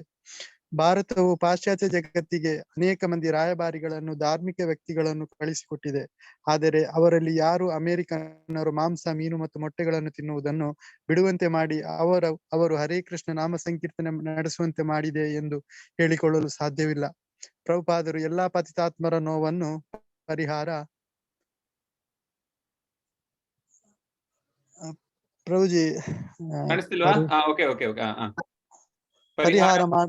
ಪರಿಹಾರ ಮಾಡಲು ಬಂದಿದ್ದಾರೆ. ಆದುದರಿಂದ ಎಲ್ಲರೂ ಪ್ರಭುಪಾದರಿಗೆ ಋಣಿಗಳಾಗಿದ್ದಾರೆ. ಪ್ರಭುಪಾದರು ಬ್ರಹ್ಮ ಸಂಹಿತದಿಂದ 3 ಶ್ಲೋಕಗಳನ್ನು ಹಾಡಿದರು. ಅನಂತರ ಗೋವಿಂದ ಮಾದಿ ಪುರುಷಂ ತಮಹಂ ಭಜಾಮಿಯನ್ನು ಗುಂಪಾಗಿ ಹಾಡಲು ಸೇರಿಕೊಳ್ಳಲು ಸಭಿಕರನ್ನು ಆಹ್ವಾನಿಸಿದರು. ಅರ್ಧ ಗಂಟೆ ಕಾಲ ಮಾತನಾಡಿದ ನಂತರ ಅವರು ಸುಮತಿ ಮೊರಾರ್ಜಿ ಮತ್ತಿತರ ಖ್ಯಾತ ಅತಿಥಿಗಳೊಡನೆ ಮತ್ತು ಗಣ್ಯರೊಂದಿಗೆ ಪ್ರಸಾದವನ್ನು ಸ್ವೀಕರಿಸಿದರು. ದಾಸಿ ಬಾಲಿ ಮತ್ತು ಖ್ಯಾತ ನರ್ತಕಿ ಚಲನಚಿತ್ರ ನಟಿ ವೈಜಯಂತಿಮಾಲಾ ಅವರನ್ನು ಭೇಟಿ ಮಾಡಿದರು. ಅವರೊಡನೆ ಸ್ವಲ್ಪ ಹೊತ್ತು ಪ್ರಭುಪಾದರು ಮಾತನಾಡಿದರು. ಅವರು ಇಸ್ಕಾನ್ನ ಅಜೀವ ಸದಸ್ಯರಾದರು. ವೈಜಯಂತಿಮಾಲಾ: ಸ್ವಾಮಿ ಪ್ರಭುಪಾದರ ಉಪದೇಶವು ಎಷ್ಟು ಸರಳವಾಗಿದ್ದಿತು ಎಂದರೆ ಪುರೋಹಿತ ವರ್ಗದವರಲ್ಲದ ಸಾಮಾನ್ಯರಿಗೆ ಸಹ ನಮ್ಮ ಮಹಾ ತತ್ವಜ್ಞಾನ ಮತ್ತು ಮಹಾ ಉಪದೇಶಗಳ ಅರ್ಥವೇನು ಎಂದು ತಿಳಿಯುತ್ತಿತ್ತು. ಅವರು ನಮ್ಮ ಶ್ರೀಕೃಷ್ಣನ ಮಹಾ ಸಂಸ್ಕೃತಿಯನ್ನು ಪ್ರಸಾರ ಮಾಡುತ್ತಿದ್ದುದಷ್ಟೇ ಅಲ್ಲ, ಪ್ರಪಂಚದ ಇತರ ಭಾಗಗಳ ಜನರಿಗೆ ಸಹ ಅದರ ಅರ್ಥವು ಮಹತ್ವವು ನಿಜವಾಗಿ ತಿಳಿಯುವಂತೆ ಮಾಡುತ್ತಿದ್ದರು. ಕೃಷ್ಣನನ್ನು ಕುರಿತ ತಮ್ಮ ಸರಳವಾದ ಆದರೆ ಬಹುಶ್ರೇಷ್ಠ ಬೋಧನೆಗಳ ಮೂಲಕ ಅವರು ಈ ಸಂದೇಶವನ್ನು ಬಹುದೂರಕ್ಕೆ ಬಹು ವಿಸ್ತಾರವಾಗಿ ಕೊಂಡೊಯ್ದರು. ಏಕಾಂಗಿಯಾಗಿ ಒಬ್ಬ ಮನುಷ್ಯ ಇಷ್ಟೊಂದನ್ನು ಮಾಡಲು ಸಾಧ್ಯವಾಯಿತು ಎನ್ನುವುದೇ ಬಹು ಆಶ್ಚರ್ಯದ ಸಂಗತಿ. ಅವರು ಉಪದೇಶ ಮಾಡಿದರು ಮತ್ತು ನಿಮಗೆ ತಿಳಿದಂತೆ ಇದೆಲ್ಲದರ ವಿಷಯ ಮಾತನಾಡುತ್ತಾ ಹೋದರು. ಅಷ್ಟೇ ಅಲ್ಲ, ಜಗತ್ತಿನ ಅನೇಕ ಭಾಗಗಳಲ್ಲಿ ಹಲವಾರು ಕೇಂದ್ರಗಳನ್ನು ಸ್ಥಾಪಿಸಿದರು. ಎಲ್ಲ ಕಷ್ಟಗಳನ್ನು ಎದುರಿಸಿಯೂ ಅವರು ಇದನ್ನು ಮಾಡಿದರು ಎನ್ನುವುದು ನಿಜವಾಗಿಯೂ ತುಂಬಾ ಆಶ್ಚರ್ಯವನ್ನುಂಟು ಮಾಡುವ ಸಂಗತಿ. ಅವರ ಪಟ್ಟು ಬಿಡದ ಪ್ರಯತ್ನ, ದೃಢ ಪ್ರಯತ್ನ ಮತ್ತು ಅವರು ಕೆಲಸವನ್ನು ಮುಂದುವರಿಸುವಂತೆ ಮಾಡಿದವು ಎಂದು ನನಗೆ ತೋರುತ್ತದೆ. ಧನ್ಯವಾದಗಳು. ಹರೇ ಕೃಷ್ಣ. ಸೊ ಇಲ್ಲಿ ನಾವು ನೋಡ್ಬೋದು ಹೇಗೆ ವೈಜಯಂತಿಮಾಲಾ ಅವರು ಪ್ರಭುಪಾದವರ ಸ್ತುತಿ ಮಾಡ್ತಾ ಇದ್ದಾರೆ. ಪ್ರಭುಪಾದ ಅವ್ರು ಹೇಳ್ತಾ ಇದ್ದಾರೆ, ಪ್ರಭುಪಾದವರು ಹೇಗೆ ಆ ವಯಸ್ಸಿನಲ್ಲಿ ನಮ್ಮ ಈ ಒಂದು ಸಂದೇಶವನ್ನು ಇಡೀ ಪ್ರಪಂಚದಲ್ಲಿ ಹರಡಿಬಿಟ್ರು. ಒಬ್ಬರೇ ಮಾಡಿದ್ದಾರಲ್ಲ ಇಷ್ಟು ಇಂಥ ಒಂದು ಅದ್ಭುತ ಕಾರ್ಯ ಅಂತ ಪ್ರಭುಪಾದವರು ಅಂತ ವೈಜಯಂತಿಮಾಲಾ ಅವರು ಹೇಳ್ತಾರೆ. ಅವರ ಒಂದು ಆ ಸಹನೆ ಮತ್ತೆ ಅವರ ಒಂದು ದೃಢತೆ, ಅದನ್ನು ಮುಂದೆ ದೃಢ ಪ್ರಯತ್ನ ಅವ್ರದ್ದು ಅದನ್ನು ಮುಂದೆ ಕರ್ಕೊಂಡು ಹೋಗಿದೆ ಅಂತ ಅವರು ಹೇಳ್ತಾರೆ. ಎನಿವೆ, ಸೊ ಅಷ್ಟರಲ್ಲಿ ಎಷ್ಟೋ ಜನ ಬುದ್ಧಿವಂತರು ಭಾರತೀಯರು ಪ್ರಭುಪಾದವರನ್ನು ಈ ತರ ಪ್ರಭುಪಾದವರು ಮಾಡಿದ ಈ ಕಾರ್ಯವನ್ನು ಅವರು ಈ ತರ ಅದನ್ನು ನೋಡಿ ಅವರು ಆಶ್ಚರ್ಯಪಟ್ಟು ಅದನ್ನು ಮೆಚ್ಚಿ ಈ ತರ ಪ್ರಭುಪಾದವರು ತುಂಬಾ ಒಳ್ಳೆ ಕಾರ್ಯ ಮಾಡಿದ್ದಾರೆ ಅಂತ ಅವರು ಅರ್ಥ ಆಯ್ತು ಅವ್ರಿಗೆ. ಅವಾಗ ಪ್ರಭುಪಾದವರು ಯಾವಾಗ್ಲೂ ಹೇಳೋರು ಭಾರತೀಯರಿಗೆ, ಇದು ನಮ್ಮ ಸಂಸ್ಕೃತಿ, ಇದ್ರಲ್ಲಿ ಏನು ಹೊಸದೇನಿಲ್ಲ, ನಾವು ಇದನ್ನ ಮರ್ತು ಬಿಟ್ಟಿದ್ದೀವಿ ಅಷ್ಟೇ. ನಾವು ಏನ್ ಮಾಡ್ತಿದ್ದೀವಿ ಈಗ, ನಾವು ಪಾಶ್ಚಾತ್ಯ ದೇಶದ ಈ ಒಂದು ಭೌತಿಕ ಪ್ರಗತಿಯ ಹಿಂದೆ ನಾವು ಓಡ್ತಾ ಇದ್ದೀವಿ. ಪ್ರಭುಪಾದ ಹೇಳ್ತಾರೆ, ಆದ್ರೆ ಅದು ಒಳ್ಳೇದಲ್ಲ. ರಿಷಭ ದೇವ ಹೇಳ್ತಾರೆ ಭಾಗವತದಲ್ಲಿ, ನಾಯಂ ದೇಹೋ ದೇಹ ಭಾಜಾನ್ ಲೋಕೆ ಕಷ್ಟಾನ್ ಕಾಮನ್ ಅರ್ಹತೆ ವಿಡ್ಭುಜಾಮಿಯೇ ತಪೋ ದಿವ್ಯಂ ಪುತ್ರಕಾಯನ ಸತ್ವಂ ಶುದ್ಧಿಯೇ ತಸ್ಮಾತ್ ಬ್ರಹ್ಮ ಸೌಖ್ಯಂ. ಸೊ ಕರ್ಮದ ಪ್ರಕಾರ ನಮ್ಗೆ ಏನ್ ಬರ್ಬೇಕೋ ಬರುತ್ತೆ. ಸೊ ಅದರಿಂದ ಇಷ್ಟು ಕಷ್ಟ ಶ್ರಮ ಪಡೋದ್ರಿಂದ ಏನು ಉಪಯೋಗ? ಅರ್ಜುನನಿಗೆ ಕೃಷ್ಣ ಈ ತರ ಹೇಳಲಿಲ್ಲ. ಅಂದ್ರೆ ಪ್ರಭುಪಾದರು ಹೇಳ್ತಾರೆ, ಕಷ್ಟ ಪಡ್ಬೇಕು, ಆದ್ರೆ ಹಾಗಂತ ನಮ್ಮ ಈ ಒಂದು ಮುಖ್ಯವಾದ ಕಾರ್ಯವನ್ನು ನಾವು ಮರಿಬಾರ್ದು, ಕೃಷ್ಣನನ್ನು ಮರಿಬಾರ್ದು ನಾವು. ಸೊ ಮತ್ತೆ ಪ್ರಭುಪಾದ ಹೇಳ್ತಾರೆ, ಅರ್ಜುನನಿಗೆ ಕೃಷ್ಣ ಯುದ್ಧ ಬಿಟ್ಟು ಮನೆಗೆ ಹೋಗು ಅಂತ ಹೇಳಲಿಲ್ಲ. ಖಂಡಿತವಾಗಿ ಯುದ್ಧ ಹೋರಾಡ್ಲೇಬೇಕು, ಆದ್ರೆ ಯುದ್ಧವನ್ನು ಹೋರಾಡುವಾಗ ಭಗವಂತನಿಗೋಸ್ಕರ ನಮ್ಮ ಕಾರ್ಯಗಳನ್ನು ನಡೆಸಬೇಕೆ ಹೊರತು ನಮ್ಮ ಸ್ವಾರ್ಥಕ್ಕೋಸ್ಕರ. ಪ್ರಭುಪಾದರು ಹೇಳ್ತಾರೆ, ಅದಕ್ಕೆ ನಾನು ನಿಮ್ಗೆ ವಿನಂತಿಸ್ತಾ ಇದ್ದೀನಿ, ನನಗೆ 42 ಸೆಂಟರ್ಗಳಿವೆ ಇಡೀ ಪ್ರಪಂಚದಲ್ಲಿ, ಸಾವಿರಾರು ಜನ ಶಿಷ್ಯರಿದ್ದಾರೆ, ಆದ್ರೆ ನನಗೆ ಇನ್ನೂ ತುಂಬಾ ಕಾರ್ಯ ಇದೆ, ಇನ್ನೂ ಹರಡಬೇಕು, ನನಗೆ ಸಹಾಯ ಮಾಡಿ. ಎನಿವೆ, ಅಷ್ಟರಲ್ಲಿ ಮನೋಹರ್ ಲಾಲ್ ಪ್ರಭುಪಾದವರ ಅತಿಥಿ, ಪ್ರಭುಪಾದವರ ಅತಿಥಿ ಅಂದ್ರೆ ಪ್ರಭುಪಾದವರ ಹೋಸ್ಟ್ ಅಂದ್ರೆ ಯಾರ ಜೊತೆ ಪ್ರಭುಪಾದವರು ಉಳ್ಕೊಂಡಿದ್ರೋ ಅವರು ಕೇಳ್ತಾರೆ, ಪ್ರಭುಪಾದವರು ನೀವು ಇಷ್ಟೆಲ್ಲ ಹೇಗೆ ಮಾಡಿದ್ರಿ? ಈ ಅಮೆರಿಕನ್ ಜನರನ್ನು ಹೇಗೆ ನೀವು ಪರಿವರ್ತಿಸಿದ್ರಿ? ಅವರ ದುರಭ್ಯಾಸಗಳನ್ನು ಹೇಗೆ ನೀವು ದುರಭ್ಯಾಸಗಳಿಂದ ಅವರನ್ನು ನೀವು ಮುಕ್ತಗೊಳಿಸಿದ್ರಿ ಅಂತೆಲ್ಲ ಕೇಳ್ತಾ ಇದ್ದಾಗ ಪ್ರಭುಪಾದರು ಹೇಳ್ತಾರೆ, ಇದೆಲ್ಲ ಭಗವಂತನ ಕೃಪೆಯಿಂದ ಆಯ್ತು ಅಂತ. ನ್ಯೂಯಾರ್ಕ್ ಅಲ್ಲಿ ಏನೇನ್ ನಡೀತು 5 ವರ್ಷ ಹಿಂದೆ ಅದೆಲ್ಲ ಪ್ರಭುಪಾದ ಹೇಳ್ತಾರೆ. ಮತ್ತೆ ಇವ್ರು ಅಗರ್ವಾಲ್ ಅವ್ರು ಹೇಳ್ತಾರೆ, ಆದ್ರೆ ನೀವಿರೋ ತನಕ ಇದೆಲ್ಲ ನಡಿಬಹುದು, ನೀವು ಎಷ್ಟು ದಿನ ಅಂದ್ರೆ ನೀವು ಇಲ್ದೇ ಇರುವಾಗ,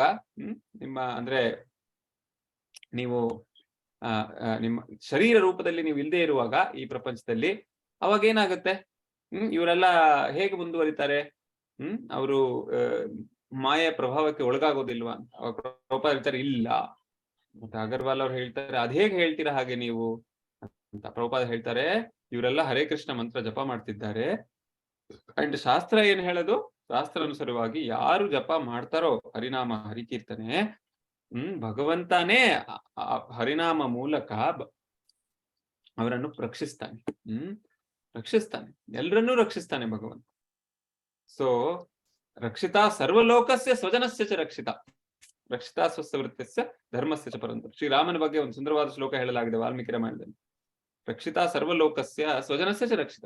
ಶ್ರೀರಾಮ ಎಲ್ಲರನ್ನೂ ರಕ್ಷಿಸ್ತಾನೆ, ಅವನ ಪರಿವಾರದವರನ್ನು ಖಂಡಿತ ರಕ್ಷಿಸ್ತಾನೆ, ಸ್ವಜನ ಮತ್ತೆ ಈ ಪ್ರಪಂಚದವರು, ಈ ಭೂಮಿಯವರು ಎಲ್ಲರನ್ನೂ ರಕ್ಷಿಸ್ತಾರೆ. ಸರ್ವಲೋಕಸ್ಯ ಎಲ್ಲಾ ಯೋನಿಗಳ ಎಲ್ಲಾ ಜೀವ ಜಂತುಗಳನ್ನು ರಕ್ಷಿಸ್ತಾನೆ. ಯಾವುದೇ ಒಂದು ಭೇದ ಭಾವ ಇಲ್ಲದೆ ಭಗವಂತ ಎಲ್ಲರನ್ನೂ ರಕ್ಷಿಸ್ತಾನೆ. ಅದರಿಂದ ಅವನ ಭಕ್ತರಾದ ಕೃಷ್ಣ, ಅವನ ಭಕ್ತರಾದವರನ್ನು ಹೇಗೆ ರಕ್ಷಿಸೋದಿಲ್ಲ ಅಂತ ಪ್ರಭುಪಾದವರು ಕೇಳ್ತಾರೆ.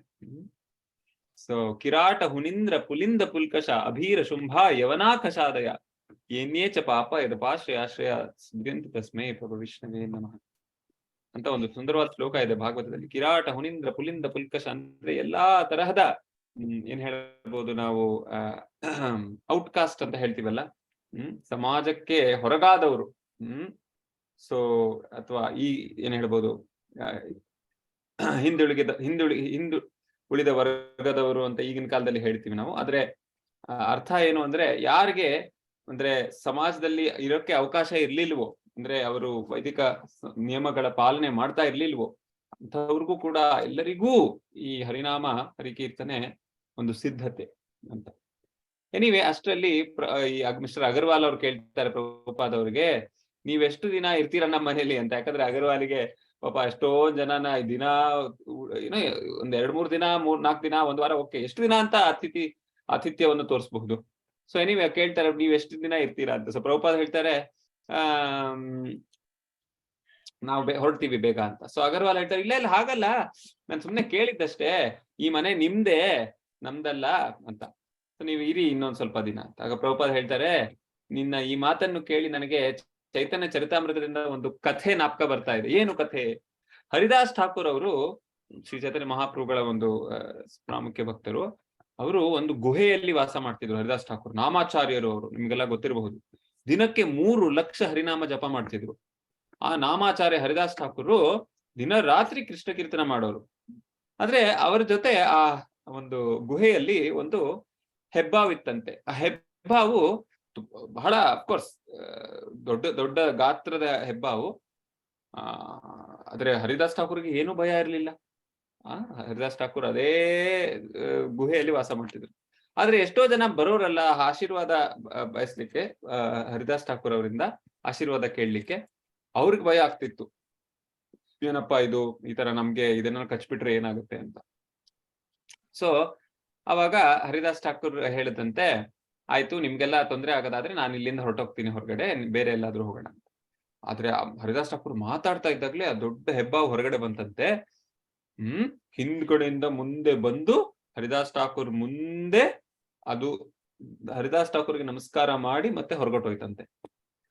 ಸೊ ಈ ರೀತಿಯಲ್ಲಿ ಪ್ರಭುಪಾದ ಹೇಳ್ತಾರೆ, ಆ ಹೆಬ್ಬಾವಿನ ಒಳಗೆ ಪರಮಾತ್ಮ ಇದ್ದಾನೆ, ಶ್ರೀಕೃಷ್ಣ ಪರಮಾತ್ಮ ರೂಪದಲ್ಲಿದ್ದಾನೆ, ಅವನೇ ಅದಕ್ಕೆ ಪ್ರೇರಣೆ ಕೊಟ್ಟಿದ್ದ ಈ ತರ ಹೊರಗೆ ಹೋಗ್ಲಿಕ್ಕೆ ಅಂತ. ಸೊ ದಟ್ ಹರಿದಾಸ್ ಠಾಕೂರ್ ಇರಬಹುದು, ಅಲ್ಲೇ ವಾಸ ಮಾಡಬಹುದು. ಎನಿವೇಸ್ ಪ್ರಭುಪಾದ ಅವರು ನಗ್ತಾ ನಗ್ತಾ ಹೇಳ್ತಾರೆ, ಅಗರ್ವಾಲ್ ಅವರೇ ನೀವು ಕೂಡ ಹಿಂಗೆ ಹೇಳಿದ್ದೀರಾ, ನೀವ್ ಹೋಗ್ತೀರಾ, ನಾನು ಇಲ್ಲೇ ಇರ್ಬೇಕು ಅಂತ. ಆದ್ರೆ ಇಲ್ಲ ನಾವು ಹೋಗ್ತೀವಿ, ನೀವಿಲ್ಲಿರಿ ಅಂತ ಪ್ರಭುಪಾದವರು ನಗ್ತಾ ನಗ್ತಾ ಹೇಳ್ತಾರಂತೆ. ಸೊ ಈ ರೀತಿಯಲ್ಲಿ ಪ್ರಭುಪಾದವರ ಈ ನೃತ್ಯ ಮಾಡುವ ಬಿಳಿ ಆನೆಗಳು ಇಡೀ ಭಾರತ ದೇಶವನ್ನು ಈ ರೀತಿಯಲ್ಲಿ ಆಶ್ಚರ್ಯಚಕಿತಗೊಳಿಸಿ ಮತ್ತೆ ಅವರು ಹರಿನಾಮ ಹರಿಕೀರ್ತನೆಯ ಅಲೆಗಳಲ್ಲಿ ಮುಳುಗಿಸ್ಬಿಟ್ರು ಎಲ್ಲರನ್ನು. ಸೊ ಇದು ಈ ರೀತಿಯಲ್ಲಿ ಈ ಒಂದು 32ನೇ ಅಧ್ಯಾಯ ಇಲ್ಲಿಗೆ ಮುಗಿಯುತ್ತೆ. ಮತ್ತೆ 33ನೇ ಅಧ್ಯಾಯದಿಂದ ಪ್ರಭುಪಾದವರು ಇಂದೋರ್ ನಗರಕ್ಕೆ ಹೋಗ್ತಾರೆ. ಅದರ ಚರ್ಚೆ ಇದೆ ವಿಸ್ತಾರವಾಗಿ. ಇಂದೋರ್ ನಗರದಲ್ಲಿ ಹೇಗೆ ಪ್ರಭುಪಾದವರು ಗೀತಾ ಸಮ್ಮೇಳನ ಕಾರ್ಯಕ್ರಮದಲ್ಲಿ ಅವರು ಭಾಗವಹಿಸಿದ್ರು. ಅದಾದ್ಮೇಲೆ ಪ್ರಭುಪಾದವರು ಬೇರೆ ಬೇರೆ ಜಾಗಕ್ಕೆ ಸೂರತ್ಗೆ ಹೋಗ್ತಾರೆ, ಮತ್ತೆ ಇಲ್ಲಿ ಅಲಹಾಬಾದ್ಗೆ ಹೋಗ್ತಾರೆ. ಈ ರೀತಿಯಲ್ಲಿ ಬೇರೆ ಬೇರೆ ಜಾಗಕ್ಕೆ ಹೋಗ್ತಾರೆ. ಎಲ್ಲ ಸುಂದರವಾದ ಪ್ರಸಂಗಗಳಿವೆ ಲೀಲಾಮೃತದಲ್ಲಿ. ಅದನ್ನೆಲ್ಲ ಮುಂದಿನ ವಾರ ನಾವು ಚರ್ಚೆ ಮಾಡೋಣ. ಇಲ್ಲಿಗೆ ಇವತ್ತಿನ ಚರ್ಚೆಯನ್ನು ಮುಗಿಸೋಣ. ತುಂಬಾ ಧನ್ಯವಾದಗಳು. ಶ್ರೀಲ ಪ್ರಭುಪಾದ ಕಿ ಜಯ, ಅನಂತ ಕೋಟಿ ವೈಷ್ಣವೃಂದ ಕಿ ಜಯ, ನಿತಾಯ ಗೌರ್ ಪ್ರೇಮಾನಂದೇ. ಯಾರಿಗಾದ್ರೂ ಏನಾದ್ರು ಪ್ರಶ್ನೆಗಳು ಅಥವಾ ಏನಾದ್ರು ಹೇಳ್ಬೇಕಾಗಿದ್ರೆ ಈಗ ಹೇಳಿ.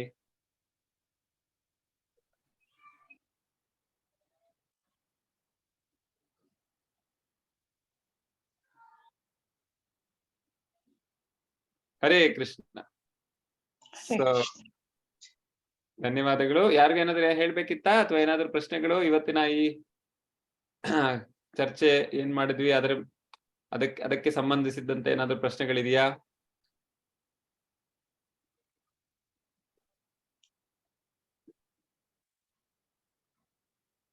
ಸರಿ, ಹರೇ ಕೃಷ್ಣ. ತುಂಬಾ ಧನ್ಯವಾದಗಳು ಎಲ್ಲರಿಗೂ. ಮತ್ತೆ ಮುಂದಿನ ವಾರ ಇದೇ ಸಮಯ ಭಾನುವಾರ ಸಂಜೆ 6:30ಗೆ ಭೇಟಿಯಾಗೋಣ. 33ನೇ ಅಧ್ಯಾಯದಿಂದ ನಾವು ನಮ್ಮ ಚರ್ಚೆಯನ್ನು ಮುಂದುವರಿಸೋಣ. ಈ 33ನೇ ಅಧ್ಯಾಯ ಕ್ರಮಿಸಬೇಕಾದ ಹಾದಿ ಬಹಳ ಇದೆ ಅಂತ ಅದಕ್ಕೆ ಟೈಟಲ್ ಇದೆ. ಇನ್ನು ಬಹಳ ಕ್ರಮಿಸಬೇಕಾದ ಹಾದಿ ಇಸ್ಕಾನ್ ಸಂಸ್ಥೆಗೆ ಬಹಳ ಇದೆ. ಈ ವಿಷಯವನ್ನು ನಾವು ಚರ್ಚೆ ಮಾಡೋಣ ವಿಸ್ತಾರವಾಗಿ. ಶ್ರೀಲ ಪ್ರಭುಪಾದ್ ಕಿ ಜೈ, ಅನಂತ ಕೋಟಿ ವೈಷ್ಣವ ವೃಂದ ಕಿ ಜೈ, ನಿತಾಯ ಗೌರ್ ಪ್ರೇಮಾನಂದೇ. ಹರೇ ಕೃಷ್ಣ. ಹರೇ